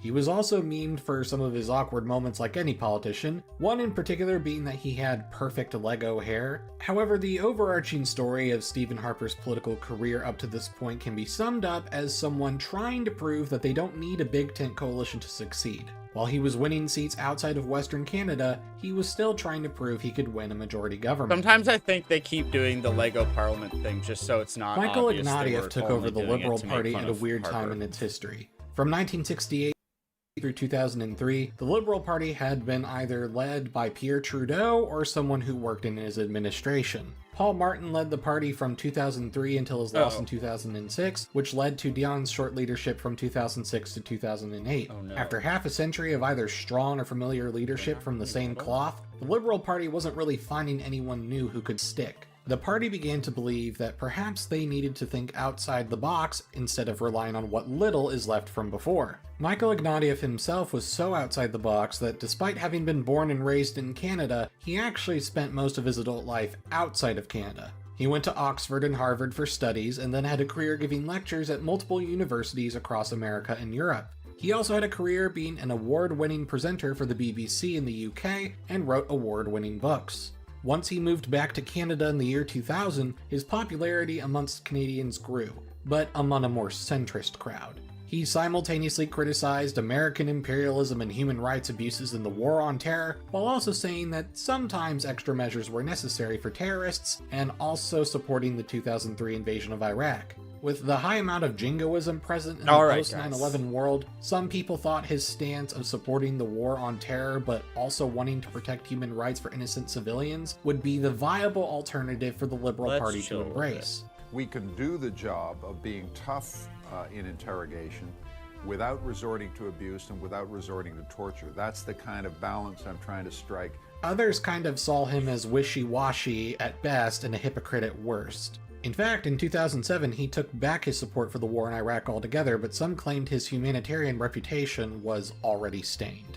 In 2006, he was convinced to enter politics and won his seat in parliament, and then he won his leadership battle for the party in late 2008 after the coalition fiasco. So the Liberals were hoping that an intellectual centrist would be seen as moderate enough to win over some moderate conservatives, but still at least promote liberal ideas. If Stephen Harper was slowly building up his support until it worked, Ignatieff was the Liberals just throwing things against the wall to see what will stick. So Quebec is also famous for not only being the major hub of Canadian French, but also being very prideful in its own culture to the point of having tried to secede from Canada twice in the 20th century. Prideful. The second secession attempt was the product of the Bloc Québécois party, a center-left party dedicated to Québécois sovereignty and independence that formed in 1991. During the 80s, Prime Minister Mulroney had tried to court the Québécois for his coalition, but a man named Lucien Bouchard felt betrayed by Mulroney's administration after serving as his Secretary of State and Minister of the Environment, feeling that his concessions towards Quebec weren't good enough. Gilles Duceppe was elected to Parliament in 1990 as an independent, and then later joined the Bloc upon its formation. In 1996, Bouchard stepped down and Duceppe became the party's interim leader, and eventually became their leader outright in 1997. For a few months before 1997's elections, he was actually serving time as the leader of the opposition in the federal government, which, I suppose being a secessionist is about as opposing you can be towards the sitting government, but that is kind of ironic. Despite the 1995 Quebec independence referendum failing, the Bloc Québécois still stuck around trying to get as many concessions for Quebec or French-speaking Canadians as it could, even after losing its opposition status to the new Conservative Party. Quebec's large size guaranteed a potential sizable number of seats for them in any given election, and Duceppe was still leading the party as of 2011, promoting pro-Québécois concessions and voting against most of Stephen Harper's measures.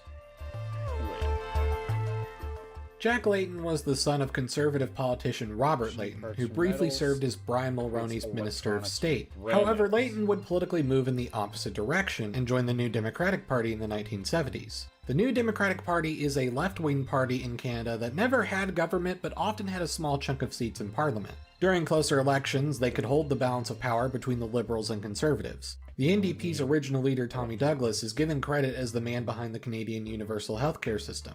If you had to make an American comparison, if the Liberal Party is kind of like the moderate Democratic Party in the US, then the NDP is kind of like a Bernie Sanders party in a way. Jack Layton uniquely got his political start in municipal politics, being first elected to the Toronto City Council in 1982. He quickly became beloved by the city for his tireless social activism for the downtrodden of the city. He also became an advocate for AIDS patients in a time when many people weren't sympathetic towards them, even giving a televised address that added to his image of general kindness. We also have the capacity to care for our fellows. Let's do these things instead of allowing the superstitious and vindictive side of the human personality to dominate our response to the AIDS crisis. I mean, here he is in the 90s as a Trekkie at a comic convention, and that kind of says it all, doesn't it? In 1991, he tried to run for mayor of Toronto, but did not succeed. In 1997, he tried to run for parliament in Toronto Danforth, but also failed. With these losses, Jack Layton turned his attention to renewable energy, playing a part in developing a cooperative named WindShare, which built the first wind turbine in a major North American city center to bring renewable energy to parts of Toronto in 2002. But federal politics would call him again, and he decided to run for the leadership of the NDP. This time he won and was elected the NDP some of the leader looks in 2003 on the first ballot. Or I was Jack just Layton's like, personal popularity led the NDP to doubling their vote count in the 2004 federal election, but it only translated to going from 14 seats to 19 seats. Jack Layton being introduced to a nationwide audience only increased his popularity as he focused on optimism, helping those in need and giving that kind old man energy that even if you disagreed with him, it's really hard not to like him. In 2006, the NDP grew in votes and seats again, ending up with 29 seats. In 2008, 37 seats. While the NDP was getting third place consistently in the vote count, it was a big there 37, were things preventing it from big being third competitive place with the other parties. While they are a third option for Canadians, they aren't in between the Liberals and Conservatives, but to the left of both. But Jack Layton's personal appeal was showing some results, and by 2011 he was one of the most respected members in Parliament. When the Liberals were moving more to the center, the NDP under Jack wasn't budging. The final candidate of note, Elizabeth May, is by far the smallest of the five in terms of political power and popularity at the start of the election. May was born in Connecticut in 1954, but moved to Canada with her family in 1972, and she became a citizen in 1978. Politically in the 80s, she got her start through environmental activism. She even tried to make her own party in Nova Scotia called the Small Party, but it didn't win anything. Nevertheless, May's activism led to her briefly participating in Brian Mulroney's progressive conservative government by being a policy advisor to his Minister of the Environment, Tom McMillan. Man, it's always Mulroney. She eventually decided in 2006 to run to become the leader of Canada's Green Party. Like most Green parties of the time, the Canadian Green Party did not have any notable presence in the federal government, and their support base was so spread thin across the entire country that the odds of getting any seat were tiny. There wasn't a clear path or even necessarily a clear vibe the party had. May won the leadership, and while her national brand was technically growing, the party wasn't guaranteed to win any seats by any means. It didn't help that May would find herself in controversy in 2007 when she compared Stephen Harper's stance on climate change to Neville Chamberlain's appeasement of the Nazis. Then in August of 2008, an independent MP from Vancouver joined the Green Party, giving them their first and so far only seat in Parliament. However, this was when the Parliament was in recess, so that seat was never actually sat in by the Greens. In 2008, the goal was to get any seat in Parliament at all, but this led to an issue on how to focus the campaign. May being well known meant she had the best chance of winning a seat, so she focused on trying to win. With so much focus on her, there was worry about Green candidates elsewhere not getting enough coverage to help with their campaigns. Is it the Green Party or the Elizabeth May I was lobbying. Party? I was like, let In her any get case, back up on no one stage. won a What do you seat. mean? While May would continue to lead the Green Party into What the do you mean 2011 that's election, a reason there not was to no let her confidence go in her back on actually stage? getting into Parliament. That's a reason to let her go back on stage. One of the things my American viewers may find surprising Give her or an even extra bottle at her envious about table. Canadian elections is that the actual laugh campaigning riot. period is quite short. Parliament officially dissolved on March 26th, and voting day was on May 2nd. That's only 38 days to canvass, campaign, and host debates. When it came to the issues, a lot of the positions were things you'd expect from each of the major parties. Conservatives want to lower corporate tax, the NDP wanted to raise it, Liberals are in the middle. All of them support healthcare, but just have their own numbers allocated for it. The Bloc wants anything that helps Quebec, the Greens want things that help protect the environment. So what then are some of the more unique issues or positions that stood out? For the Conservatives, one unique issue was their series of crime proposals that included expanding the prison system, further crackdowns on drug-based activities, and promoting Actually internet really surveillance legislation. All of those, I like this especially the little walk last down one, memory got a lane. lot of pushback. The other parties, while having their own proposals to combat crime, overall preferred to focus on policies that would be based around crime prevention rather than punishment. The Liberals, going a more moderate direction Also, for this this election, weren't exactly doing too much exciting Okay, or good. It different, doesn't but one unique overlap. proposal That's was the pretty good. idea of creating a learning passport, which would be this program to encourage secondary education students to attend Canadian universities by giving them $1,000 each year for up to 4 years to help pay for their tuition, and it wouldn't need to be paid back like a loan. The NDP, meanwhile, had perhaps the most radical stance on any single issue: abolish the Canadian Senate. Now, to make sense of this, the Canadian Senate is not like the US Senate where a senator gets 6 years before re-election. In Canada, senators were appointed and got to have their seat for life, or at least until the senator turns 75 and then they have to retire. While this might sound really out there, believe it or not, all the major parties at that time had beef with the Canadian Senate. Stephen Harper especially had his own set of drama with the Senate, which we don't have time to get into. Nevertheless, the NDP proposed to work on abolishing it altogether, viewing them as an unelected set of roadblocks to any major change in Canada. Now, this is easier said than done, as it would require approval from all provinces and, well, the Senate. But considering this proposal is popular even today, it's not that uncommon of a position, even if technically radical. But to quote, or possibly misquote, former Canadian Prime Minister Kim Campbell, an election is no time to discuss serious issues. Just as that gaffe helped tank her election efforts back in 1993, there were gaffes and smears in the 2011 election. In parliamentary elections, there are always hundreds of controversies and gaffes when you're electing that many people into office, so I'm sure there's plenty I've missed. For Michael Ignatieff, his main issue was being perceived as a carpetbagger. There he is. Spent so He didn't much come of his back adult for you. life There it outside is. of Not a Canada and being in more cosmopolitan and intellectual circles. His efforts to try and be more Canadian and down to earth had mixed results. Some saw it as him doing his best to connect with everyone, while others just saw it as poor pandering. Meanwhile, one of Stephen Harper's criticisms was that he was seen as a divisive type of candidate, and so to combat this, Harper would try to speak to immigrant groups to win their support. At one such event, it was leaked that Harper referred to them as "you people," Who does that in a tone remind that you can of? very easily come off as rather rude and dismissive. And while it seems weird that such a simple thing would matter living today in the Trump Conservative era, leader back then that mattered who a may lot have more. And this was a certainly perception used of as being ammo divisive, to continue portraying the conservative going party out and of his Stephen way Harper to as divisive speak to and large uncaring. groups It didn't of help that there was diaspora also a communities. common trend of Stephen Harper often avoiding journalists and conservative candidates refusing to attend local debates. They had them But in like a nevertheless, literal Harper would corral. participate in the two federal debates. Covering One was in the English Harper and the elections, other was in or the French. campaigns. After all, a Canadian leader needs to be able to speak both languages, and with Quebec being such an important factor, it gives the candidates the opportunity to win them over. The French debate will be brought up again later, but in the English debate on April 12th, there was one particular exchange that changed the course of the election. Why do you have the worst attendance record in the House of Commons of any member of Parliament? If you want to be Prime Minister, you better learn how to be a member of Parliament first. You know, most Canadians, if they don't show up for work, they don't get a promotion. Mr. Layton, I don't surrender to anybody in Jack my was respect for laying the into institution of Parliament and my obligation to the people who put me there. So don't give me lessons about respect for democracy. Well, where don't were give me you? lessons. Where were you me when lessons I was for there respect standing up to about our Mr. democracy. Oh, wait. voting against his policies, and you weren't in the chamber? You missed 70% of the votes. I think you need to understand a little bit more about how our democracy works. That's my only point. That moment ended up striking a chord with many Canadians who disliked both Harper and Ignatieff.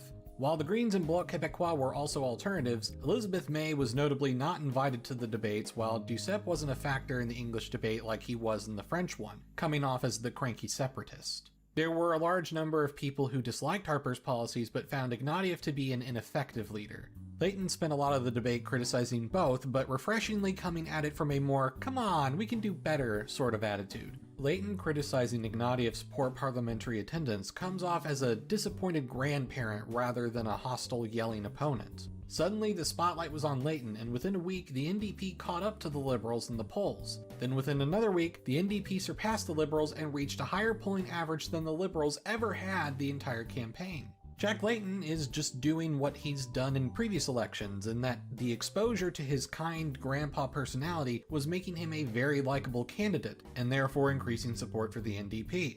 Jack Layton's image of a kind grandpa during the campaign was also reinforced with a strong determination. Jack Layton had been given prostate cancer in 2010, but he had managed to keep it well under control and continued to campaign anyway, which is never going to be seen as anything but inspiring. Then Layton had an accident where he injured himself and needed a cane to walk, but despite that, Jack kept going to every campaign event he could and not letting it stop him. He even would get crowds excited by waving his walking cane triumphantly before speaking as a symbol of his determination. Like the old saying goes, it's one thing to talk the talk, it's another to walk the walk. The more Jack Layton seemed like a great anti-Harper leader, the more Ignatieff seemed like a terrible anti-Harper leader. More Liberal supporters were jumping ship. Polls were even starting to have the NDP come within a point or two of the Conservatives. For the first time in NDP history, there was a chance they could actually win. So you're saying there's a alright, chance. How did this election turn out?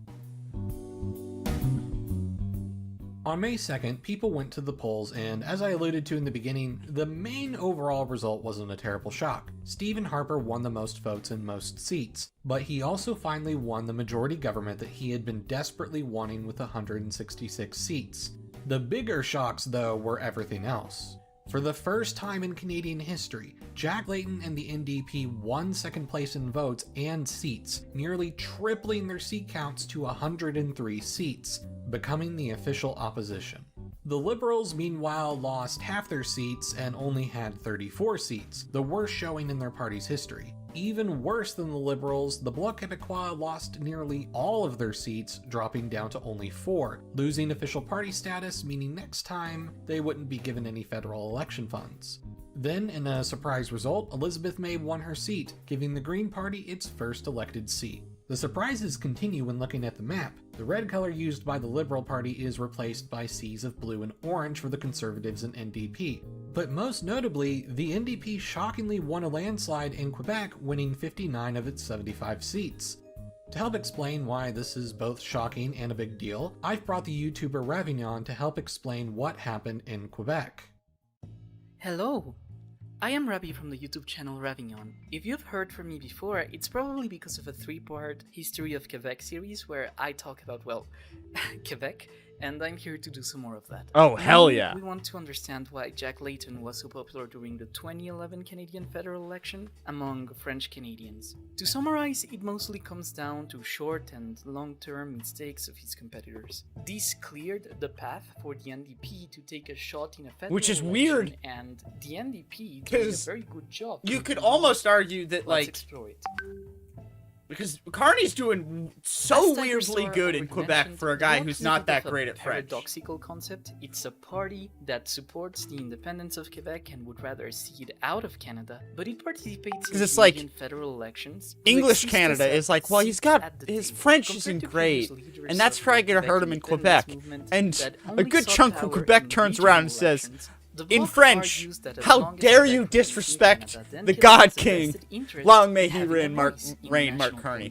And it's themselves I don't get the it. Bloc has a lot in common with their political elders from the 60s. I don't know what his special sauce is. That hold various progressive positions. But much like them, they're also a nationalist party and conservative in the ways that nationalist parties tend to be. If you were a Muslim woman, a Sikh man, or a member of the First Nations in Quebec, for example, you wouldn't really feel like they care much for you specifically. We could spend hours dissecting the Bloc on its own terms or the terms of its critics, but an undeniable fact was that it was a very well-received party during its first 20 years of existence. It was always first place in Quebec, and it had a comfortable role as the third largest party in the country. In fact, in 1993, under its founder Lucien Bouchard, it was even the second largest, which meant it tangled itself into leading the official opposition of a country it was trying to leave.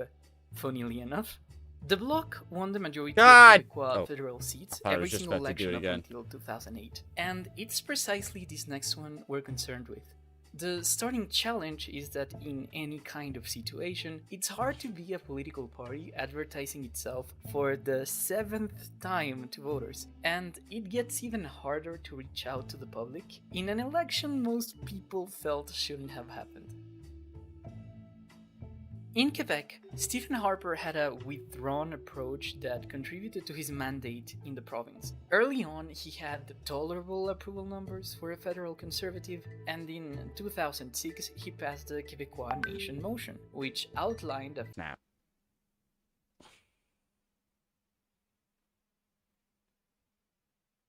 I think it genuinely just might be I can't use Opera anymore. It's just not a thing. Yeah, we're back. Everyone refresh.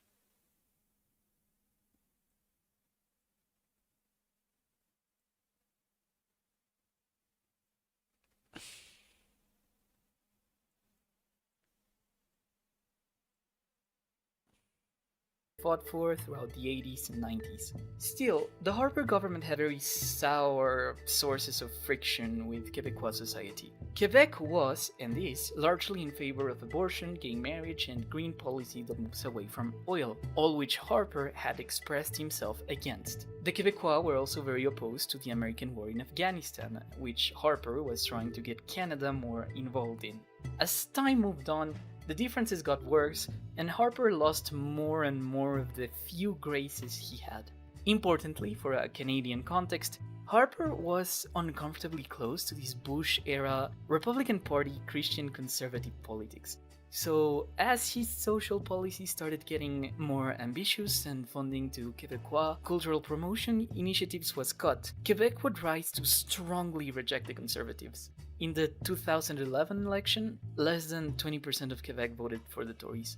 But you see, though the parliament really wanted a federal election to break the impasses of 2010, the country overwhelmingly didn't. Harper didn't need Quebec to win. His real electoral battle was in Ontario, but this historically low performance in Quebec was also completely avoidable by his part. According to an Ipsos poll, about 70% of Canadians didn't want the 2011 snap election to happen. In this situation, whoever was framed as responsible for putting the public through the chores of following a campaign would be burdened on voting day, and after a big negotiation circus, a lot of these befell on the Bloc.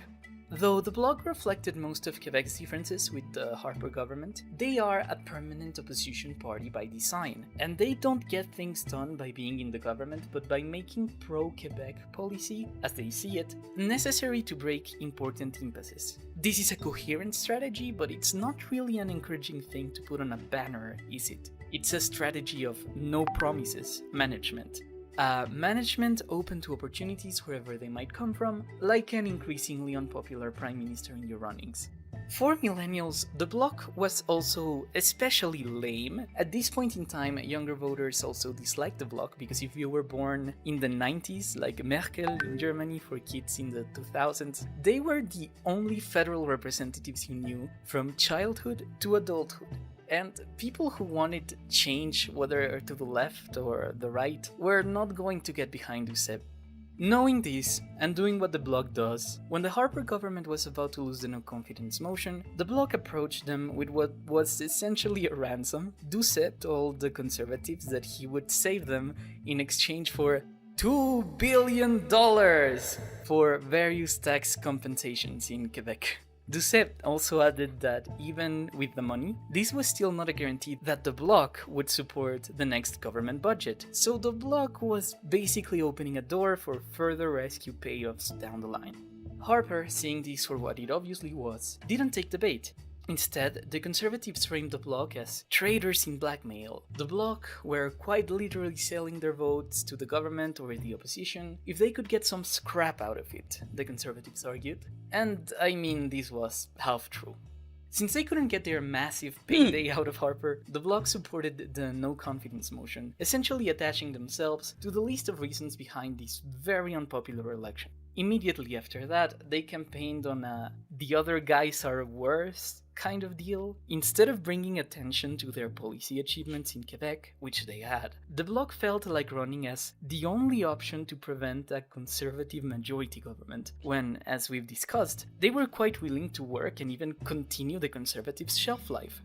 So, with all these challenges and misplaced decisions, they were bound to lose. People were worried that the Bloc was becoming more concerned with political gains and the pursuit of independence than people's everyday concerns at a time when that was important. And they ended up performing very poorly as a consequence. Duceppe even ended up losing his... Was this the first election you were able to vote in, Zeromus? ...his seat. Now, the Bloc got off with a bust, but that still doesn't explain why the New Democratic Party won. The Liberals had been the natural alternative in Quebec federal elections whenever the Bloc was doing poorly. Quebec is one of those places that always votes for a flavor of progressive after all. But when regionalism underperforms, Quebec goes federalist and vice versa. However, the Liberals had been losing a lot of support with French Canadians in Quebec, gradually since 1982, when Pierre-Elliott Trudeau, the dad of the today Trudeau, passed the Canadian Constitution. Gotta sneak that one in there. Absolutely hates. I can tell you more about that in this video, but let's stay on the subject. The short and long of it is that at this point in time, the Liberals were facing a decades-long problem with a lot of face to save, and they weren't doing enough to save it. For example, around 2006, the Quebec Liberals were involved in a 5-year-long corruption scheme that became a scandal called AdScam, where federal funds destined to promote the Canadian identity in Quebec were... Also, the funny one about the one they put up there is there are obviously other blackface photos, but that one specifically, he may have been painted blue. like a dark blue, like the genie in the movie. And because it's a black and white photo. Which it's like, if the one that's the most famous is the one that might not actually be the blackface photo, that would be the funniest of all worlds. Funneled into advertisers affiliated with the Liberal Party, maybe arguing that supporting the Liberals means supporting Canadianness, which went as well as you can imagine, and which hurt their credibility for the rest of the 2000s. After a very drawn-out decline and a few other scandals in the early 2000s, less than 10% of Francophones in Quebec actually voted for Liberal candidates. Was mine 2011? Which is a deep collapse from where they were in the 60s. I think so. In my judgment, much worse than the Conservatives. Yeah, it might have been. Every major party in Quebec dropping the ball gave a clear shot to the NDP, and they absolutely crushed it. I think it was.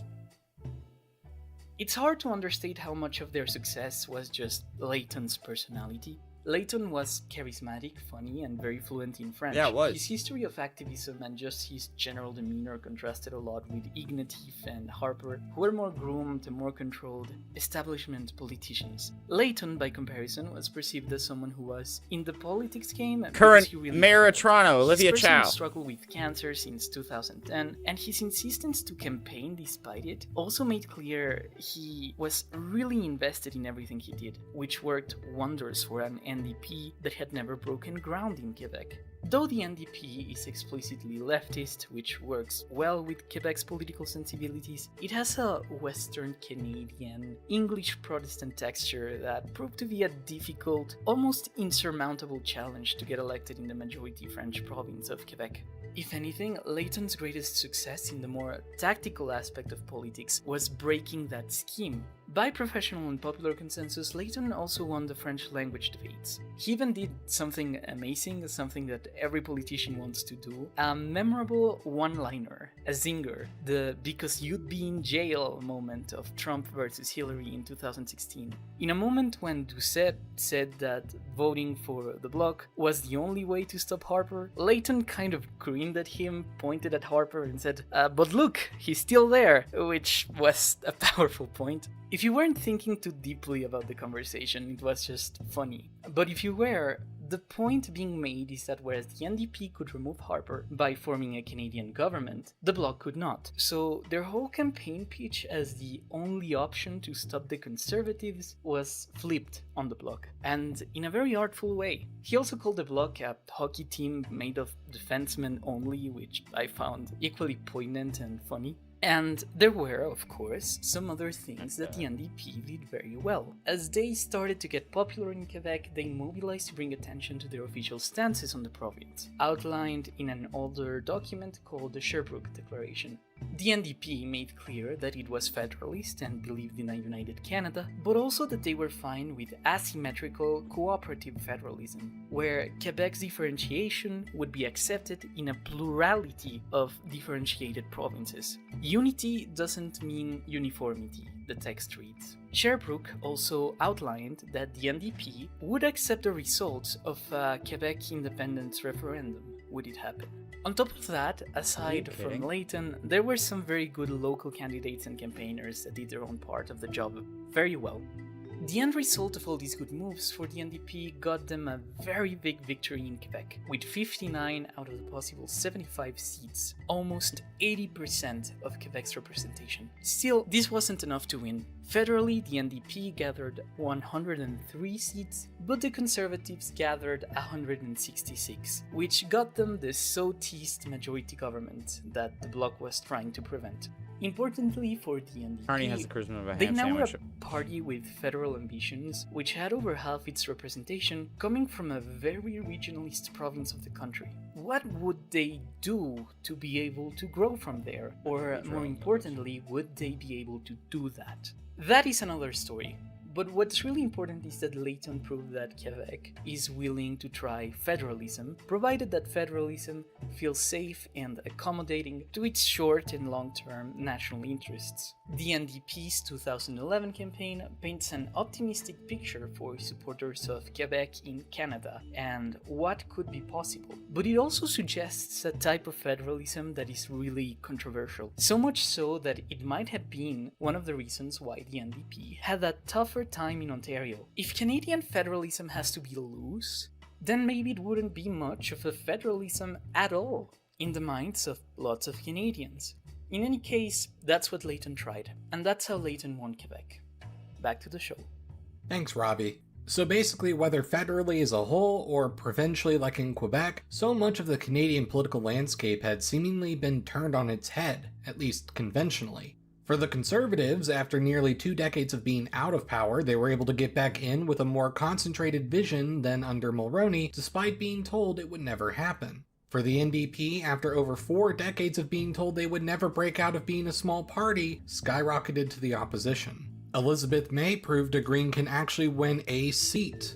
Obviously, how these wins are going to be viewed depends on the person's politics, but nevertheless, optimism really carried the election. Conversely, the Liberals' approach of being cautious and not wanting to appear as anything but milquetoast or moderate not only failed to get them anywhere, but also gave them their worst showing in their party's history. The Bloc, meanwhile, also had a problem of staleness, but less from vision and more from the limitations of their vision. If you can't secede, support Quebec. But if another party is willing to support Quebec, what about you stands out anymore? Regardless, Canada was waiting to see how Stephen Harper would handle a majority government, and how Jack Layton would do as an official opposition leader.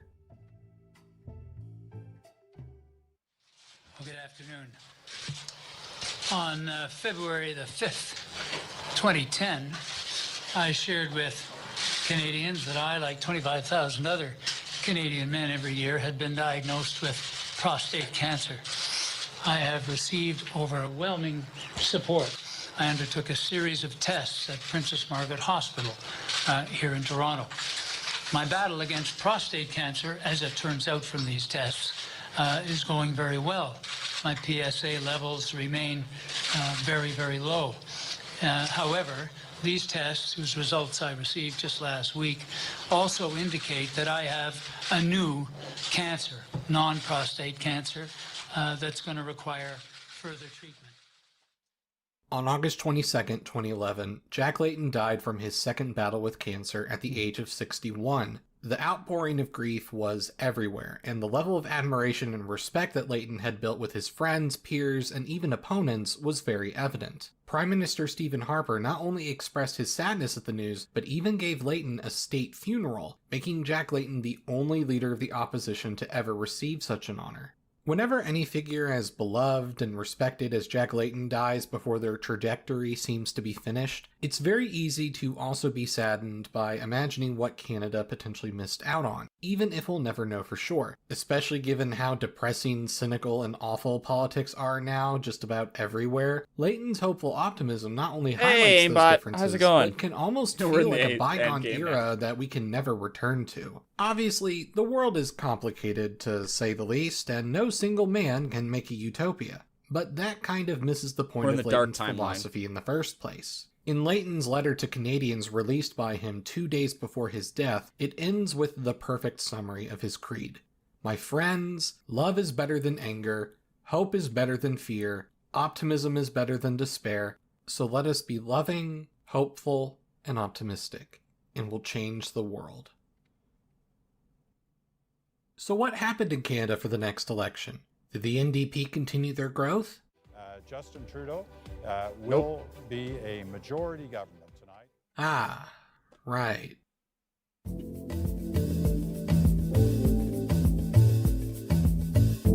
All right. It's 11.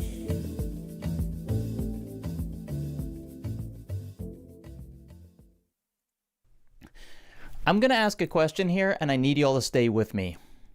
Should Indiana Jones dedicate his life to Christ? That's too heavy of a question. But all right. Is there anyone streaming that I can drop you off? Whose pool can I drop you off at?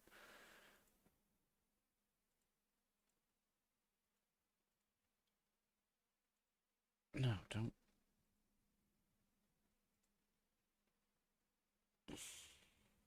Don't do that.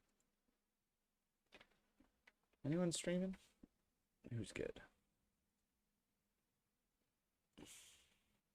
Oh, there's Amy.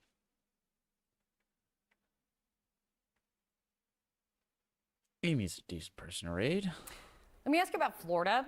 The House Majority Leader, Steve Scalise, told reporters last night that picking up those 2 seats, holding those 2 seats, would be a quote-unquote big improvement for the party's current majority where it stands right now. Byron Donalds was just on speaking with Sarah, and he said everything is fine. Everything in Florida is just fine and going to get better from here. Does the results last night make your job harder?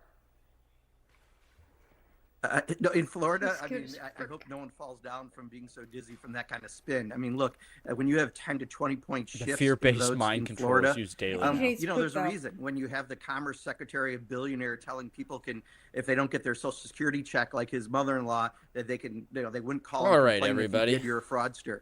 40% of people live just off their Social Security income, and clearly in Florida that matters. 40%? The attacks that we see coming you all from have the Trump you all had a good night, administration, Elon Musk right now, are you're all feeling nice and liberated. Like them, and Republicans who are complicit are going to pay a price. So whether it be Florida's elections, my game was still running, and I don't want all of my colonists to the die on Mars. Pennsylvania All right, everybody, earlier this have a good night.